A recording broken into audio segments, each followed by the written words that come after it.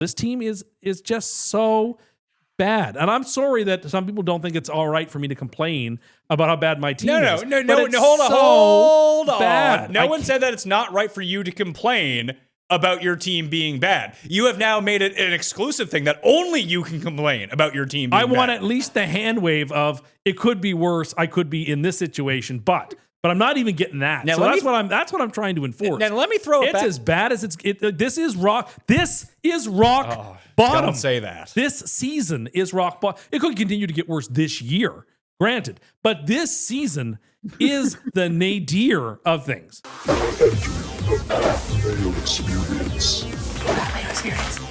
Mayo experience. Mayo experience. Experience. Welcome to the Pat Mayo Experience, presented by Underdog. Week 7 picks against the spread. Cust Corner, Superlocks, free money. It's all here for you. Geoff, you're on the line, and I think someone owes you an apology for ruining your experience of these playoff baseball games. He owes a lot of people an apology. I heard that. He said like him peacocking an ALCS before the first pitch. It's embarrassing. Well, he's here in studio, and I demand an apology from him as well. It is Tim Cust. It's not my name. I shouldn't apologize. I'm not the one purposely taking out my starter way too early in games. Weren't even sweating the Mariners, huh? I mean, obviously I am now. You should be. They got to win 4 of the next 5. Not great, but like last night's game, you took the starter out way too early. You leave Schneider to make decisions, and it seems like he makes the wrong ones. Makes bad decisions. Also, like I don't understand how in the first inning when the ball hit a Mariner in live play, why he was still allowed to advance to second base on the throw that went wild. I wouldn't blame the entire loss on that. No, I wouldn't, but it's just like that. Blame it on you. I take no responsibility. Many are blaming it on you. I take no responsibility. You killed the poor Lions? And it was a rough weekend for, Western New York because their favorite baseball team and football team took losses. Yeah, it's no good. You must be very happy about the Bills losing. Well, we'll get into it, but we won't. They're on bye. We're not going to be talking about that. I certainly feel satisfied, and I am waiting for an apology from somebody who said I was absolutely moronic to think that the Bills might not win the division and pick somebody else. And here we are through 6 weeks of the season. The Bills aren't leading the division. Well, this is also a circumstance of like why people are freaking out that Baker isn't the MVP in terms of odds right now, that they don't crown the champion in week 6. They certainly don't. But the fact that it's into week 6 and the Patriots, who have the world's simplest schedule. The Bills have the same schedule. Almost. With a couple of variations. Anyway, and like the Patriots have already beaten Buffalo in Buffalo. So I'm feeling pretty good about that. I deserve a little bit of credit. You get no credit until it happens. You realize this. That's why I said a little bit. You don't get any. You get 0 credit. So what you want is partial credit for something that might not happen. I want a partial apology is what I'm looking for. You get none. Until I it deserve happens. a partial apology. There's like a really expensive tout service out there that Geoff, was having a really Fienberg.com. that was having a really bad run in what is supposedly their bread and butter of college basketball last year. And they sent out a tweet pretty much saying their record, like all the leads that they had at halftime in games that they bets didn't win. Right, so what you're saying is that I could have my own golf tout service because I pick a lot of guys that come in second place. Yeah, I guess so. Listen, Tim, like when you deserve credit, you'll get credit. That is true. When things happen to you, we are not shy to give you credit. I'm not even looking we just usually wait for them to happen. I'm not first. even looking for credit. I'm looking for a slight apology. You don't get any apology. It hasn't happened. Okay. So he told you that your take of the division was it was you. It was you who said it. No, I told you. I said your opinion of Josh Allen was a clown take. And my whole position that the Bills wouldn't win the division was clownish. To be honest, it was Pat a couple weeks ago that said even if the Patriots won the head-to-head game, he didn't think it would matter at all in the division. Me and you are more about Josh Allen. If you got stances on like the Bills and the Pats, that's for you and Pat. Me and you are about Josh Allen. Okay, how good has Josh Allen looked the last 2 weeks? He's thrown interceptions in 3 straight games. It's very not like him. Well, it kind of is like old Josh Allen. It's not like modern or the contemporary Josh Allen. When you say old Josh Allen, basically what you're referring first to couple of is seasons his like in the first 2 years in the league before he became like I a don't know legitimate what are MVP the threat. what are the MVP odds right now. Mahomes is number 1, then Allen, then Baker. See, that to me, okay. Again, they don't name the MVP after 6 fucking weeks. But, like, Baker has to do this now for 3 more months. This may sound silly, but even though Mahomes is the betting favorite, he's not the favorite to win MVP. He just isn't. What they're saying is that based on the next 3 months, if Mahomes continues to play this way and the Chiefs continue to beat good teams and look this good, that he will be the MVP. Is what they're saying. Awards discourse, like we're at the pretty much the quarter poll, or I guess the 30% 1/3. mark of it, all of it now. Like the amazing things, like the crazy stuff that Baker is doing right now, like some of these incredible plays, it doesn't fucking matter unless he's also doing it in December. Like Correct. that's just how these awards work. What you're doing now, you got to be in a position where you can do stuff in December on like TV games that like catapult you. But all this is doing now is like you need pole position for the holidays. I see. So you can hijack the golf show for 9 months talking about the Ryder Cup, but I can't talk about the happy to season talk being about one awards. third no, of the no, season. hold Yeah, on. but you're also saying that he shouldn't be the favorite. I'm telling you why I'm not he's saying, the favorite. I'm not saying Hold he on a shouldn't be. I'm saying he second. isn't. I'm very happy to have a discourse regularly about any award. I'm just saying there's just too much. The credit lapping on it is insane. Well, I mean, there's other things I can ask for credit for. Yeah, what other things that haven't happened do you want credit for before they happen? You get credit. When you do things that deserve credit, we stand up here and give you credit. And when we forget, the audience lets us know you deserve credit. I think get we're credit. to the point now where the Sam Darnold thing, I can just have the credit for that. I don't. Maybe you should. Yeah, I don't that think was that you listen, can. His performance has been enough to justify my position. Not really. I mean, almost want to give you the credit there. Thank you. I let's say appreciate that. Okay, but let's say Minnesota wins this week. They have basically the same record. What the fuck's the difference? Come on. What is the difference? They got rid of an expensive quarterback to get a better team, and the better team with the worst quarterback has the same record as the team that he went to. Mm-hmm. Okay, sure. Isn't the whole point to win the games? So if they have the same record, what's the difference? They would have a much better record with Darnold away. Would they? I mean, yes, they would. Would they have that much of a better record? Yes. I appreciate it. While disagreeing, I appreciate Tim's take.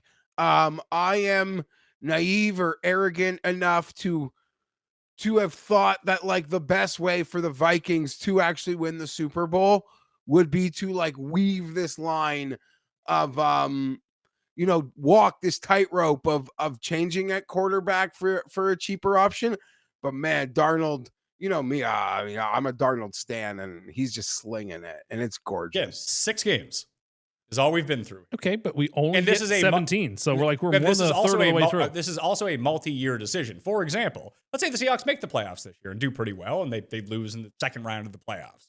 And then Minnesota, J.J. McCarthy gets better, and they win the Super Bowl in 3 years. The right move was getting rid of Darnold and keeping McCarthy. Well, but at some point, your window opens and closes, and like the Vikings window is not that deep. Well, it is because you have J.J. on the rookie contract. Well, I mean, That's the whole point. That was the whole point of getting rid of Darnold. I guess he's getting a second year off, so that helps. So can we have someone on staff just get together with Tim and make a list of like lukewarm credit things that he wants like put on the stove? This Mariners thing is a front-runner Cust award. Look, it's 2 games. If they get swept, it's a real bad look for you. That's rough. But again, like, it's not my fault that Savage left a hanging breaking pitch in the first inning.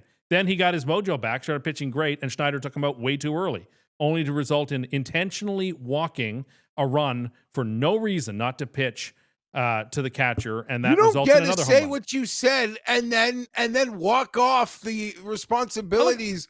I know or the what I play- said. What I said was that I thought the most difficult Sleepwalk. opponent. Sleepwalk. You didn't even Sleepwalk in pay it- Seattle. Didn't even Sleepwalk pay in it Seattle, any like mind the whatsoever. stupid Hold on. What I said, and I'll take responsibility for what I said. What I said was that I was far more concerned with the Yankees and the Mariners, that the Yankees were the best team they were going to face in the American League playoffs. But it's I don't baseball, think and that's you wrong. said sleepwalk.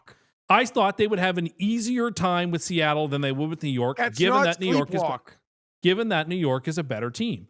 Now they've lost 2 games. That is deeply unfortunate. But like you're willing to just pull the chute. I'm not.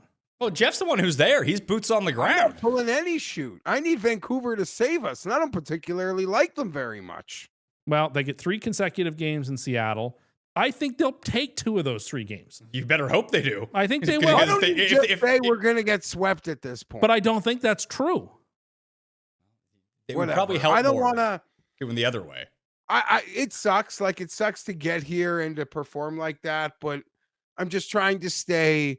I know you guys like what you know about me. I'm actually trying to be completely different and just sort of acknowledge that this season was a dream from nowhere and they've grossly overachieved. And in my heart, they're playing with house money, but I don't want to see them die like this. The Vikings could be 0-4 over the next 4 games. Yeah, looking at they their have a schedule. tough schedule. Yeah, and, they go Eagles, Chargers, Lions, Ravens. and like we don't even know who's going to take the snaps for the Minnesota this no, week. we don't for this week. Like it's that guy who played a bunch in the preseason who I think is the likeliest starter. Is Wentz that? I mean, Wentz finished the game in London. But like it seems like they're being very non-committal about it. I They would play say on They play on Thursday next week versus the Chargers, so they might just feel like, why a guy off an injury, if he's got to play twice in 4 days, sometimes they just sort of wait for the second leg. But why would that prevent them from playing Wentz? If if McCarthy is close to coming back. Yeah, sorry, I was talking. I mean, I'm obviously focused on McCarthy. I'm selfishly just interested in who's going to be healthy for them in week 8. I brought my son to the golf course yesterday. The first time on the big, he was all summer long. I bring him to the driving range, like the little executive par 3. Yeah, so he's only 5 years old. So I brought him to the big course. He could not have been happier to be playing on the big course, Geoff. And I think he has a better bunker game than Tim does already. my bunker game has gotten better. In my defense, however, the shot he hit out of the bunker was excellent. It's an excellent shot. So, like, I'm very happy to see that. He has very poor touch on the greens. That It's that either comes with time. It's either way past the hole or significantly short of the hole while putting. Well, him and 85% of golfers who tee it up on a Saturday. But I was telling Tim this, Geoff, which is very disappointing. My course closes on the 26th, and I am currently, over the past 2 weeks, playing the best golf I've ever played. And now the season's going to end. It sucks. Yeah, that sucks. My course is a little tighter with the kids, and You guys Yeah. have, from what I've noticed about your course the few times that I've been there, and thank you for bringing me, a lot of old people. sure. I mean, listen, there's a lot of people, but yeah, sure, you'll see old people. Just notice a lot of olds. Like our course doesn't have a lot of old people. no, but our course is also not a generationally established golf course. Agreed. And most if people are old, they play at like 7 a.m. Yeah, And then you don't see them. We're not the Jewel of Jane and Finch. We don't have that. Shut up.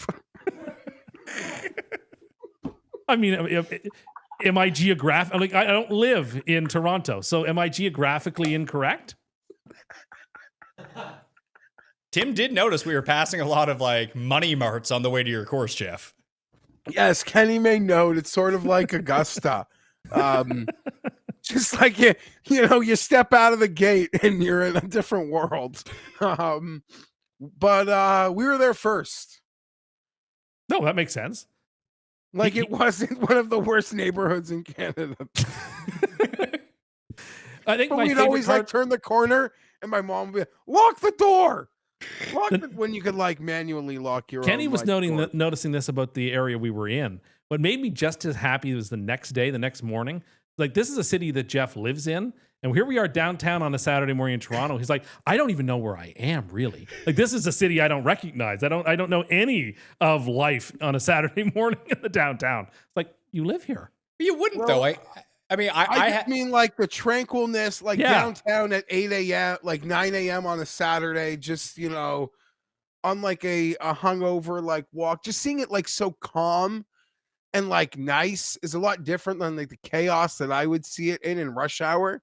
And I'm like, no wonder like a tourist could come here and think this isn't like a hellscape. I saw on TikTok videos of people lining up at Union Station after the ball game to get in or to go home. And it was like an unbelievable mass of people. Well, they just also, clogging I'm Union involved in that. Station. Well, I was they like, but- oh my goodness. But they also they moved the Leafs game up. yes. So the Leafs game got played in the afternoon, and then said that anyone who wanted to stay could stay and watch the Jays game at Scotiabank. Oh, okay. So they had all of Rogers Center and a sold-out Scotiabank all leaving at the same time. All pretty pissed off too. Yeah. So I go to like a lot of J games, and normally I'll park like in great parking. But normally, like, they're not good and the stadium's not like that busy, and people like are just leaving at their own times, as opposed to like the playoffs where it's packed and people stay to the end. So I literally park like the weather's been so nice that I like intentionally park like up by your old office, Pat. And I'll That's just, that's like, walk. literally I'll, a like, 40-second yeah. walk. That's Yeah, not no, but even I'll, in like, Toronto chug- anymore. That's out in the country. No, but I'll usually park like right on Front Street. But like the masses of humanity, like I like to walk out of the traffic. That's all. I say, if I was you, I would honestly, I would take the subway down. That's like the No. whole point of the subway. I would not want to drive downtown and then deal with that getting out. I'd rather just I take the agree. subway. Go for like dinner I don't afterwards, deal with wait an it. hour. I don't deal with it. Well, as we'll and, get into it, he already went to dinner beforehand. That is true. We'll We'll save get that, into that. for Cust Corner. It was a good week for Geoff, though, because he won the week. 10-5 against the spread, Geoff. You have moved up into second place in a tie for me because I was 9-6 last week. Tim finally stumbled for the first time in 4 weeks that you weren't over 500. You're bad weeks now. 7-8, not bad. Not if that's a bad week. Pretty good, we're, yeah. we're living Pretty right. good. Yeah, 52. It's like and when you top a golf shot, but it's a good miss. Yeah, Oh, it goes love like that. 175 yards down the middle on a top. That is from taking lessons the past few years. Shout out Neil, who's really developed my game into making me a pretty good golfer at this point. But he said the final key to becoming good, he's like, everyone misses. He's like, go to a PGA Tour event and just stand around the grounds. Like, not everyone is Rory. Like, guys No. just miss shots all the time. You just don't see them on TV. He's like, the key to being good is when you miss, it's not like devastatingly bad. You don't shank it at a bounds Yeah. or hit it a foot in front of you. Like, if you're trying to hit it 200 yards and you top it 160 in front of you, not a big deal. Just get it up and down from there.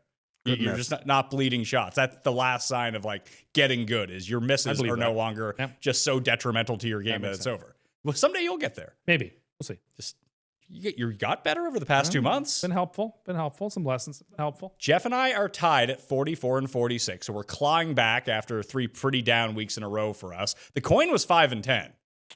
So the coin has gone from first to last over the course of the past 2 weeks. 43 and 48 overall. I am now 0 and 5 on Superlocks, and I've made a Wow. note to not include Arizona in any sort of Superlock best bet that I do. I am putting Arizona on the banned list. No, I have not understand that. I've got a similar. I have moral. not got them correct. I've put them, I believe, into the Superlock 4 times and got it wrong every time.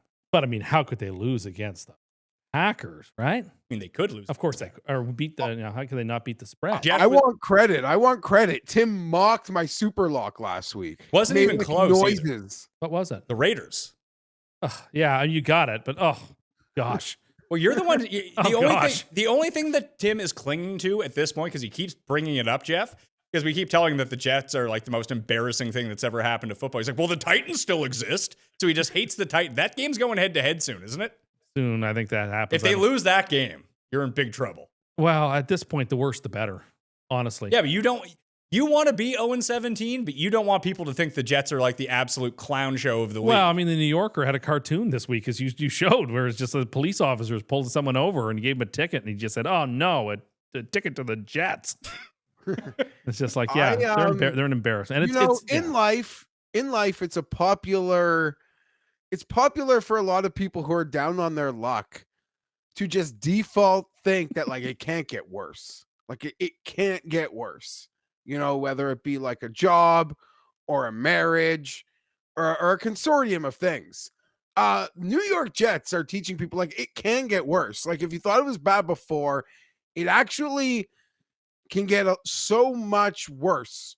in 2023, when Rodgers ruptures his Achilles tendon, when we had all these hopes, the season was dashed. And so I thought to myself, 2024 couldn't possibly be worse than that. And it was so much worse than that. And so going into this year, it's like, okay, well, all those people are gone. It's a new regime. Surely, after what I experienced it's gotten worse somehow. But you know, if we go 0-17, it like literally can't go worse. I don't think that you want to go 0-17. I really don't. You take your chances with 1-16 and hope that you get the first pick. You don't want the 0-17 stink. That plagued the Lions for like 10 years. Yeah, but the Browns had it a few years ago. People aren't constantly bringing it up about the Browns. Yeah, but the Browns are in a perpetual state of disarray. It's not going well for the Browns. The Browns were 0-16. Oh. The year they had Deshaun Kaiser, they went 0-16. And one win the year before that. Yeah, they beat Yeah. the The year before Chargers. Baker got drafted. So, I mean, it's hard to imagine how it could go worse. I'm sure it can go worse. It keeps going worse. But like, in my heart of hearts, I think that we are approximating rock bottom at this point. Do you think, like, is it much like the Giants? Like, even if you're bad, the moment you give like the fan base life with a young quarterback and like another fun young rookie, like, you know, Scattaboo, the narrative like instantly flips. Like now the Giants, even though they're shit, they're treated like these like kings at the moment. I mean, I'm overreaching with like treating like kings, but there is like, I don't know, they like flipped it in some way. Like the whole talk around all of no it. kings. Yeah, Jeff's a no kinger. This is what we know. I'm going to be in California. Listen, I'm nervous now because I'm flying into LAX on Saturday and I'm seeing there's like a huge protest right outside it. It'll not cause any more or less traffic than would normally be because it's impossible I to get hope out of so. LAX. Having to get out of that place with 3 kids, I'm already, I hate, yeah. Do you have tickets? Do you have tickets for Sunday? No. You think that just having like a Scattaboo and Dart would lift the spirits of Jets fans. You know what actually lifted the spirits of Jets fans, Jeff? Based on the one that I know, after receiving a text on Sunday morning when they were driving for potentially a game-winning field goal that Cust had them at 6-5 if they got a field goal. Listed off their schedule, those all sound like wins to me. He can't make a pass. He can't make a read. Guys are like open with 5-yard separation on like easy, quick breaking routes. And it's behind, it's in front. Like he's just the worst. That's not great. You were very big on Justin Fields.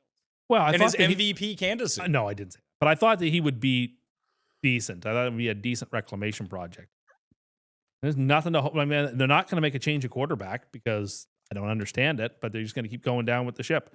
This is year 5. This is year 5. Like there's so many guys who play right now, Pat, who I would hate to be my team's starting quarterback. I would see no future with them. But like you totally see the world where that guy, once the team gets an upgrade, could be like a backup for 10 years in this league. I don't know that Justin Fields can be employed. Yeah, because no one ever leaves the Jets having been terrible. Well, but it's year 5. He was somewhere. He's been 2 other places. This isn't a Jets thing with him. The thing that you need to do, if you want to rehabilitate your career, you need to go to Minnesota, San Francisco, and just be the backup there and like learn how to play quarterback, then go somewhere else. Or the Rams. But yeah, like the Rams is the other one. Baker and Darnold. They went to camp. Baker, Darnold, Daniel Jones this year. Like they all learned how to be like. It's the part that we don't ever talk about coaching with.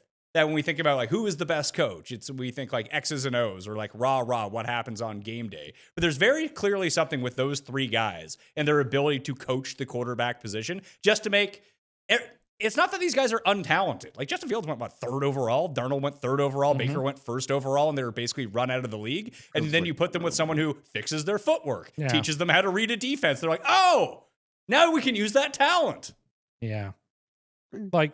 I saw a friend of ours sent us the quote from Garrett Wilson. It's like, why were you upset on the sidelines? And he's like, well, I wanted to know what the game plan was. And then when they explained it to me, I was even more upset. Like, oh my gosh, it just doesn't. And now he's hurt. And now he's hurt, and he's not going to be rushing back because why would he? We're 0-6, and like it's a fire sale. I hope San Francisco's got lots of cap because Quentin Williams is the answer to their problem. They need it now. They need, as much as their offense has been banged up. They need a pass rusher. They need with Warner and Bosa done for year. Like they need someone. And like Breece Hall will not be a Jet within the next couple of weeks. I'll I'm take certain him. of that. You might, the Patriots might, the Chiefs might. Those would be the big three destinations, I think, for Breece Hall. There was actually a Chargers note here. I saw it from at Underdog NFL before we came on, Geoff, that the Chargers are making preliminary inquiries at running back and offensive line ahead of the trade deadline. So yeah, they were there were rumors about them getting a running back last week. I don't know about Vidal versus the Dolphins would like change their desire. I agree. They still need another running back. Vidal can be good and fun, but even when Hampton's back, they need another running back. So I expect someone to be brought in. And tackle is just obvious, but it was nice to see them, run outside the tackles a lot, and also just, a lot of times just get rid of the ball quickly because we're screwed. I don't feel like they think that they're screwed if they're in the market to be like, when Alt comes back, I would put more of a priority on getting another O lineman ahead of a running back. I think you can piece together, like the Eagles just released Audric Estime. Like just pick him up and see if he ends up working. Like you can piece together running back enough. You can't just pick up offensive line. No, I agree. The Chargers are right in the thick of it. There's no one as we've seen the last 2 weeks, nobody's that good in the AFC. Everybody has profound flaws. Yeah, the best team in the AFC just might be the Chiefs. But they have tons of flaws too. Like throw all those top 7, 8, 9 teams into a hat, and you could pull out any of them. I mean, as somebody noted, Denver's an average quarterback from being dominant.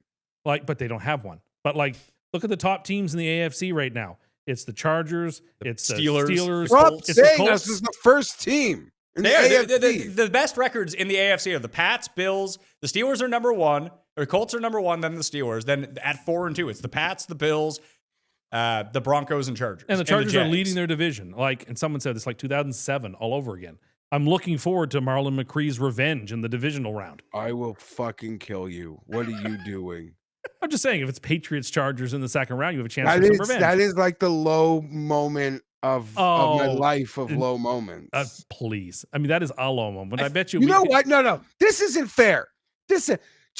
I feel like I'm at a dinner date with the girls, and because I'm not a Jets fan, I can't complain that I can't get a new handbag because the girl beside me, her husband beats the shit out of her. Oh no. Write that time code down. We can't have that. That's what it feels like. Write that time code down. That has to be bleeped. Oh no. That's terrible. Well, that's what it's like. It's like nothing I have is valid because I'm here with a Jets fan. That is true. You have been doing that to people this year. Look, that's all I got, and I'm gonna take it. We were here with Geoff. Geoff on Sunday night, and he was complaining about the Bengals. And I was like, I'm sorry, you don't get to. Yeah, but you do this to people all the time. But when my victimhood is worse than your victimhood. Yeah, but you feel this way all the time anyway. Even when the Jets aren't the worst team, you make it seem like they're the worst team or the best team. This is all I have, and I am going to latch onto whatever brings me some modicum of comfort in a moment of just darkness and bleakness. Like that scene from King Lear when they gouge the eyes out of Gloucester. And he's like, all dark and comfortless. That's how I feel. Give you the mountain. That. That's also not good. Hey, he tried it. At least he put him out of his misery. Sort of. Well, he did. At least, No, he did it to his brother in the finale. Yeah. Oh, that's true too. And then he got him. Yeah, I mean, we think that he got him. I went back. I watched the final 2 seasons of Game of Thrones. Said. That's a decision. It was every individual. It's weird to watch it, just being removed from it. The only problem with the final 2 seasons. I mean, season 7 is actually fine. It's the last 6 episodes. Even the last, individually, those episodes are actually really good. It doesn't make sense with the rest of the story because there's one season where it takes Jamie the entire season to get from Winterfell to King's Landing. Yeah. Because that's how far it takes. But just everything, it just gets so compressed, that becomes the problem. But the episodes themselves are actually quite good. I don't know. There's 1,440 minutes in a day, and you're wasting some of those precious minutes on rewatching the end of a series that did not stick the landing. I wanted to see hoping that it wouldn't be awful the second time around. It wasn't awful the second time around. Okay. I mean, I'm the one who went back and watched it. I watched it once. That's enough. That's enough. It's like your problem. It's all fan service. A lot of it is it's the compressed timeline that really just fucks everything up. But like I said, the episode when we watched it the first time, I think they remastered it on HBO Max. That it's not as dark the second time. The Battle of Winterfell fucking rules. Sure. Like that's a great, and the episode right before it is awesome too. Okay. Where they're all getting ready for the Night King to come down. I don't remember much of that episode. It doesn't even sound like you remember the season. I don't remember being critical of that episode either. Those two episodes are really good, and even the one where she burns the entire city is just like, whoa! It's a pretty for TV. It's like this is movie level like graphic effects. Yes. Is all right. Just the story is bad, and it doesn't pay off the way it should. No, the end itself is horrible. Oh, horrible! Just horrible. I wish I was on my game to have just had a different analogy back there, but point remains. Got it. Remains. Thursday night football, something that none of us can seem to get right ever. Pittsburgh at Cincinnati. Cincinnati is a 5.5 point dog at home. 43 is the over-under in this game. Again, we're going to look at this game. We're all going to take Pittsburgh and be somehow stunned when Cincinnati wins. I'm not. I'm taking the Bengals against the number. Why are you taking the Bengals? I don't think this Pittsburgh team is very good at all. Okay, now is this because I watched the Bengals hang around, at least offensively, with a Packers team that is very highly touted, is very high in the Super Bowl odds rankings. That game was 10-3 for quite a while. Like the Bengals can be halfway competent enough to kick around with a Steelers team, which I just think is extremely fraudulent. So am I picking the Bengals to win? No. But I think this is like a 17-14 type of ugly game, and I'll take the points. So the thing that worries me the most, because I was trying to think about doing that as well, and then I started looking at like the pressure rates that get brought by some of these teams. So like the pressure rate for the Steelers is actually quite high.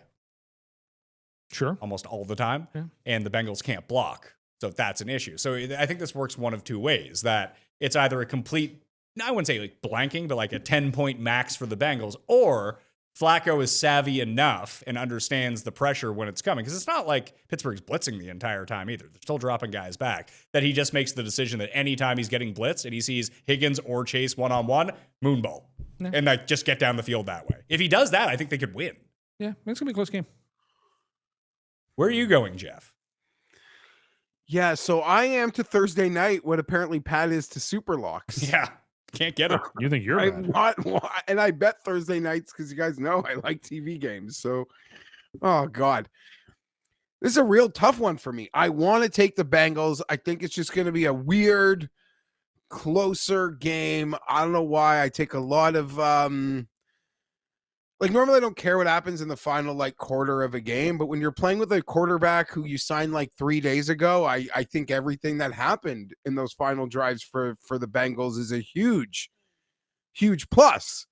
But then I'm asked to back the team with the dumbest coach and the worst defense. I guess give me the Bengals because I'm an idiot. And I'm going to, like Pat said, I'm zigging when to try to get off this 0-5 Thursday. I'm with Tim, Bengals. I'm just going to take Pittsburgh in the -5.5 on the road. I just don't see, they give up big plays. Even the way that Green Bay moved the ball against them perfectly. They just, every time they got it, Love threw the interception on when the early drives, and they just couldn't convert on anything. Just feels like that's what the Steelers are kind of geared to do, just death by a million paper cuts. The Steelers are a very turgid offense. I wouldn't call it a look-ahead game because it's not like division or even conference. But one of my favorite Super Bowl rematches next week, because the night we all made lots of money, Packers-Steelers. Oh, yeah, that was Sunday Night Football. Rodgers MVP, Jordy Nelson first touchdown, Packers in the points. Defensive touchdown for the Packers. Yes, yeah, it was fantastic. Yeah. It couldn't have been a better Super Bowl. It was sort of the opposite of that Carolina Broncos Super Bowl for us, Geoff. Yes, it was the that was a bad. Yeah, that was a bloodbath for us. My biggest thing with Cincinnati right now is Trey Hendrickson might not play in this game. That's their defense already isn't good, and now if they lose the one guy who can actually disrupt things, it's a real problem. Yeah, I got hit up last night by a really smart person who works for a sports book to make a bet for them. I kind of mocked it, and then an hour later, one of my good buddies who I likes to make crazy long shot bets also hit me up. And these two guys, I think they're both nuts. Aaron Rodgers, 175 to 1 to win MVP. he's got an ADOT of 4 yards.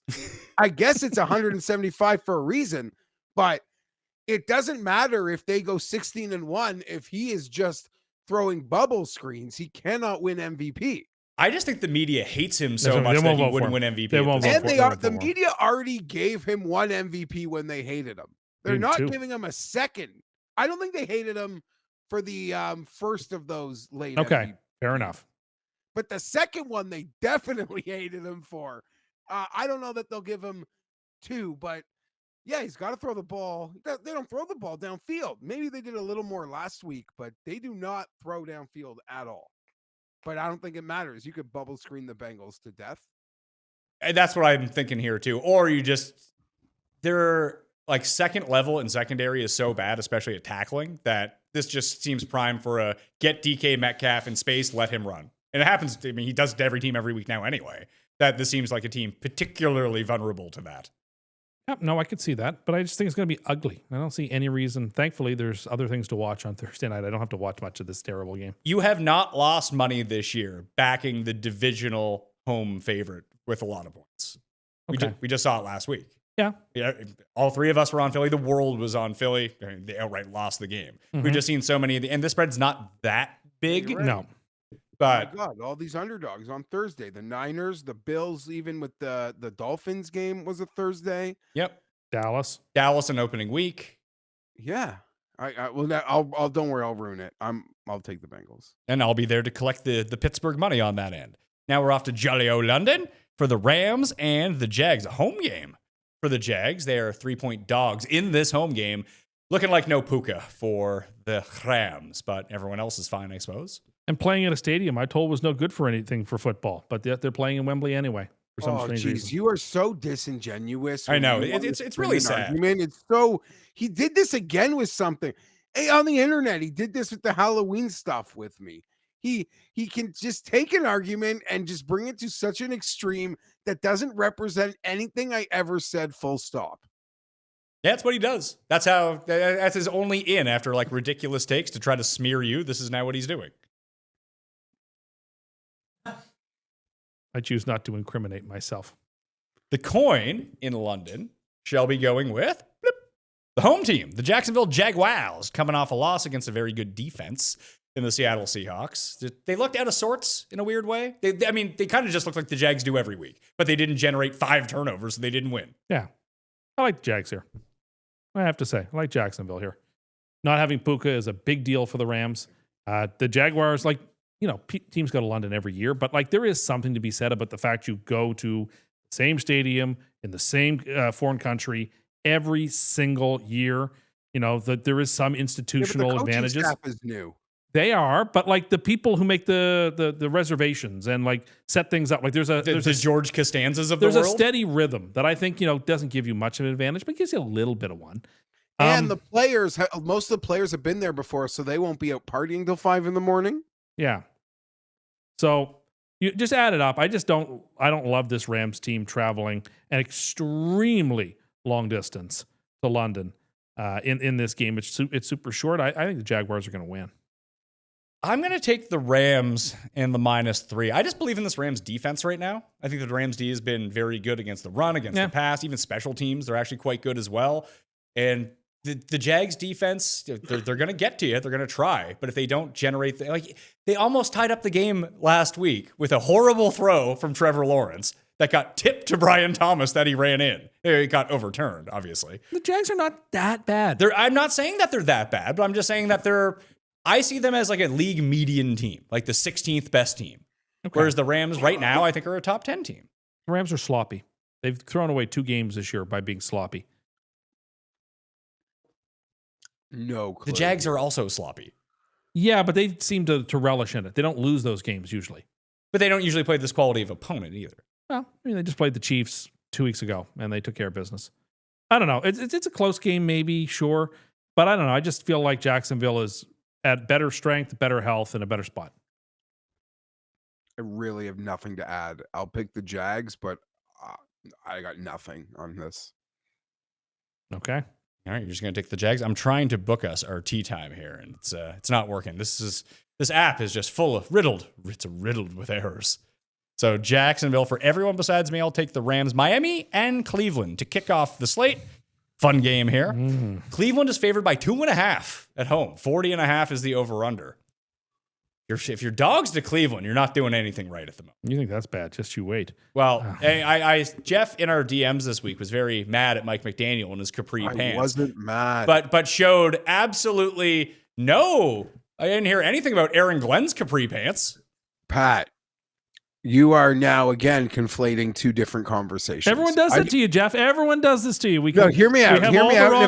And if I'm wrong, I'll take full accountability. I'm not anti-Capri. I think our time doing golf would show that I've supported Sam Ryder, Ricky Fowler. Last week, we argued about them because we were debating, can you roll up Capris? That's why I showed you that picture, because they clearly look like Capris, and he clearly rolls them up. I know this is so pathetic to even be talking about, and I'm embarrassed. I hope people have fast-forwarded this 30 seconds. That was that. Now, for McDaniel, he is just in the parlay of fucked. They lose the game. He speaks like his monotone and his sad sack shit at the podium in combination with like his demeanor and how he looks is a parlay to drive fans crazy. Skinny fans, fat fans, it doesn't matter. In the same way when Cam Newton would lose by 30 and he'd show up in one of those stupid fucking hats, people be like, what the fuck, man? So that's like McDaniels, like when you win, it's fine. It's all like cool. Everything that McDaniels does. You know, he's relatable with the players. He's a cool guy. They can sneaker shop together. But when shit hits the fan, what do you got? And this guy ain't got anything when it hits the fan. He's not even wearing those. He's not even wearing the. I think he called a great game. Honestly, there were a lot of plays. Forgetting 2 or 3 interceptions, there were multiple plays where guys were wide open, and he sails the football. He's not even wearing the designer hats anymore, Geoff. I noticed. You noticed. Mm-hmm. I've noticed. He's not wearing team hats, but he's also not wearing designer hats. No. Also, his pants aren't rolled up; they're pulled up.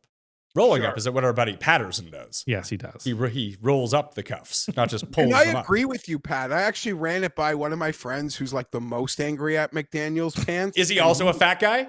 He's a fat guy. Fat people I hate could see Mike a correlation McDaniel between the most angry and people who can't fit into capris. I'm not anti-capri. I wish I was like tall and slender. I'd rock the shit out of them. This was my entire argument about the main reason people dislike Mike McDaniels. People who are heavier set cannot wear capri pants, and it gets them really mad, and they start looking like my grandma walking around. Old women love those pants, and the way that like larger people look in capri pants, you'd look like an 80-year-old woman walking around. Mike McDaniel, he's got that, Coke skinny vibe going. You can wear those capri pants. I'm going to give the Dolphins a little bit of credit here. Oh, in the sense that for a team that, for all intents and purposes, should be imploding, they're playing relatively competitive football every week. They're not just like mailing in games. Yeah, they find ways to lose, which is they helpful. do. When but you bet against them. in the Chargers' defense, that Herbert went out and took it. Like the Chargers, McConkey went out and took it. McConkey made a phenomenal play, and they went out and took it. But the fact that they had to do that, the fact that the Dolphins made a furious comeback when it was 26-13, and you kind of got the sense they were ready to roll over, they didn't. So that being said, the Browns can't score. They cannot score. It doesn't matter which quarterback they throw in there. The Browns can't score. I cannot lay points with a team that can't score. I will take the Dolphins. The coin is taking the Browns, and I'm going to take Cleveland because I'm a sucker, and I take Cleveland every week, Geoff. But I do agree with most of that. But if I'm designing the game plan for the Browns, you've just watched, 4 consecutive running backs run wild over you? That you have a good running back. He's a rookie. Your offensive line is not horrible. Just turn around and give him the fucking ball, which they didn't do against Pittsburgh. They decided to throw 50 times in the game. If they do that, they will lose by like 21 points to the Dolphins. If they just turn around and give Judkins the ball, Geoff, they're going to win. So I'm going to take them -2.5. I'm just going to end my rant and then I'll make a pick. I actually am going to shock people by this to sort of piggyback on what Tim has said.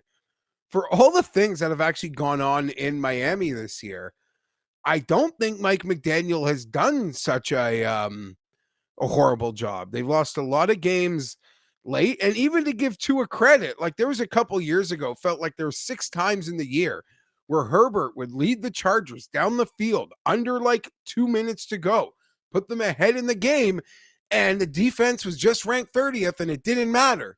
Right? And it seemed like Tua's done that a couple times as well. And it's just such a dick punch. That being said, I mean, like Tua's like lack of accountability is his worst fucking quality. It's funny because I think that he thought that he was trying to take accountability and then just made himself look kind of stupid. Yeah, like that's like he's always ready to throw someone else under the bus. He's never been accountable. That's the least that is the least likable thing about the guy. The best quality he has is and don't be offended by this, is he's willing to like die for football. I do not need to bleep that one out. No. I was getting ready with the time code for that. It could have gone in any The number other of one directions. really has to be beeped out. Yes, it does. I don't think so. Tim thinks that everything should be beeped out. Tim's sensibilities are a little. Well, you know, you could decide later. That could be, you know, the kids behind the glass. They we'll might ask- have a better gauge. It's too hypothetical for that to be bleeped out. It's not like you're talking about somebody actually being beat up. It's a hypothetical. It's fine. It's not a big deal. Listen, I the work visual with a isn't guy great. who's got battered wife syndrome, and I can't talk about being disappointed with my Christmas present. The level of bad behavior that has been going on this show. Why? This year, It's just Jeffrey. an analogy. The level of bad behavior. You're trying to spin the wrong stuff now. No, I'm not. This is Jeff endears himself to the crowd with stuff like this. I don't and think it makes you seem like a I Puritan. don't think this stuff endears him to the crowd. Again, as Jeff has always pointed out, do you know who knows this audience better than anyone? Me. It's my show. I know who's watching. They love Jeff. This is why they like Jeff. All right. You got some rips in you over there?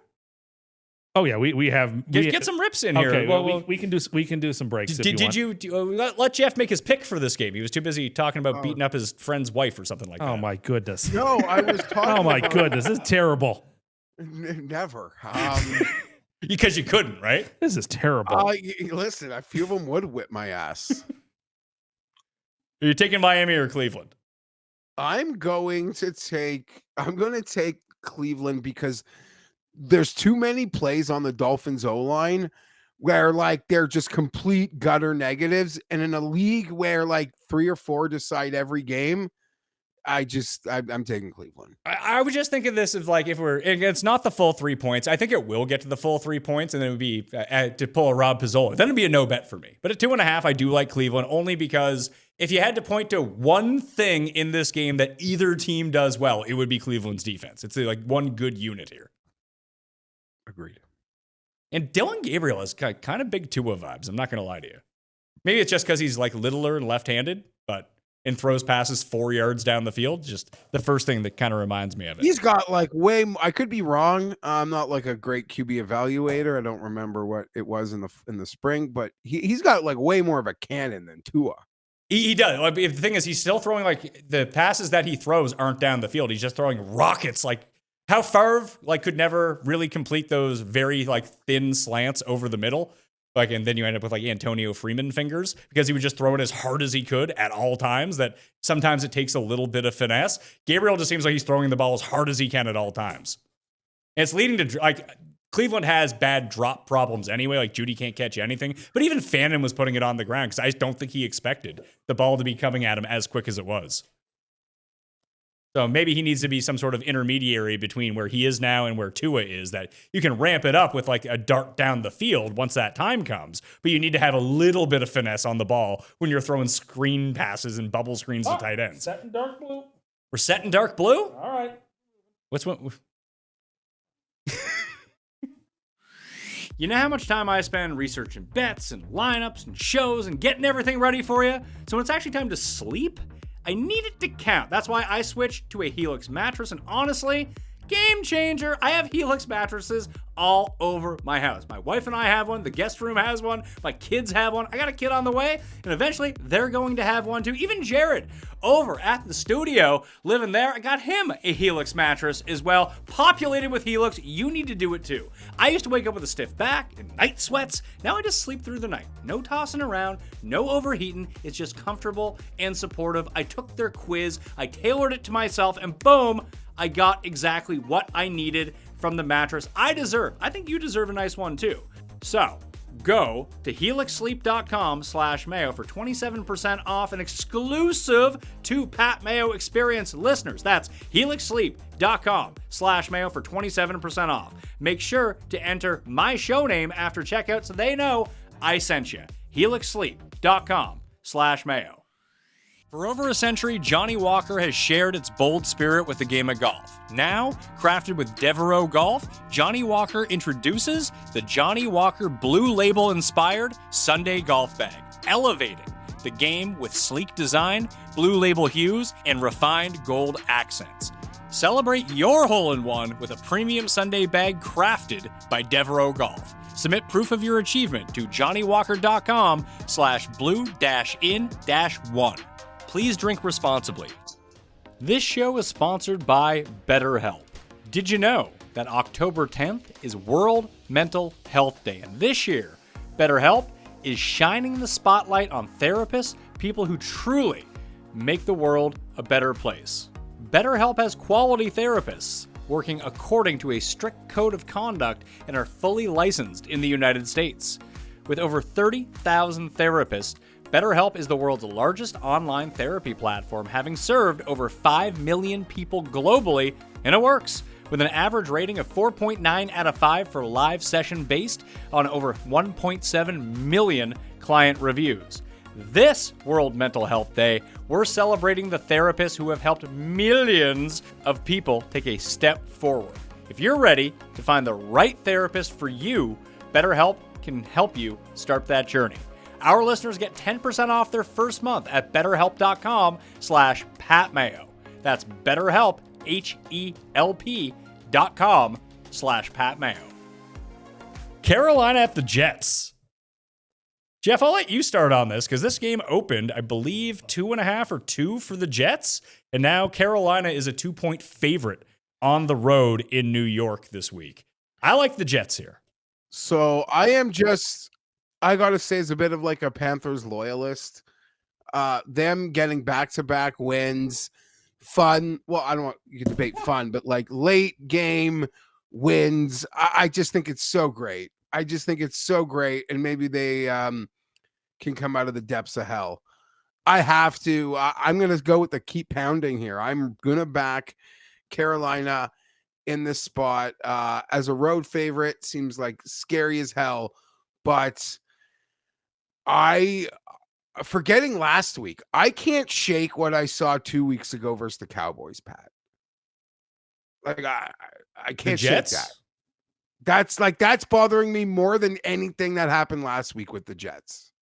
But the Jets almost won last week. There is that part of it too. Like I have the Jets. They covered the spread. It was very nice of them. I wanted them to win so bad. I wanted them to just get one more first down and win. And you were more disappointed. I like 10 minutes into that game, Paul sent us a message. This feels like the sort of day the Jets might carry a kicker off the field. And we were setting up for the chance. And the Washington or the Bears carried their kicker off the field. Well, that was a very cathartic win against Washington on the scene of the crime. Was it the same score? I don't think it was 25-24. I thought it was around that close. I thought. Why did the kicker deserve to get? Because he hit the game-winning field goal. But it was like a 35. It was like a 40-yarder. Those black Washington jerseys. Yeah, get rid of them. I'm out on those. Those are terrible. Last year it was 18-15 with the Hail Mary touchdown. Like you were more disappointed in their performance against the Cowboys than when they ran a fake punt to end the half. No, it wasn't to end the half. It was to give them the ability to run out the clock. You'll have your rant, but what I meant by that is like in totality, the game. Like to me, Denver's defense is just against a quarterback and a team like the Jets. They're just going to bully the shit out of them all game. It's a team like the Dallas, who I feel is so inferior in certain units that there would have been opportunity for the Jets to look normal and they still look pathetic. And I think Carolina will just Canales will embarrass your coach. Here's the problem, I think, with Carolina. That I mean, the road home splits have been pronounced, but just to kind of give you some sense of this, in the home games this year, they beat the Cowboys 30-27. They beat the Dolphins 27-24. Two of the bottom 3 defenses in the league. Then they beat the Falcons 30-0 at home. Going on the road this year, 26-10 lost to Jacksonville, 27-22 to the Cardinals in a game where they were down 27-3 most of the game. And then they got absolutely waxed by the Patriots in Foxborough 3 weeks ago for whatever reason. And in these 3 wins, Bryce Young hasn't looked good in any of them. Doesn't matter. If you can't Doesn't matter. Okay. Doesn't matter. It doesn't matter. If Dowdle can get 200 yards again, then yeah, the Panthers are going to win. Aaron Glenn is getting ready to produce what might be the worst season of coaching we've ever seen. Like, this is not even Nate Hackett doing such a bad job. You got to fire him in week 17 before we get to week 18. This is not even Urban Meyer or Bobby Petrino realizing that they just didn't have it for the pros and got through. Aaron Glenn has been around the NFL as a coordinator and a player for like 30 years. And he gets his big opportunity and he has absolutely no idea what's going on.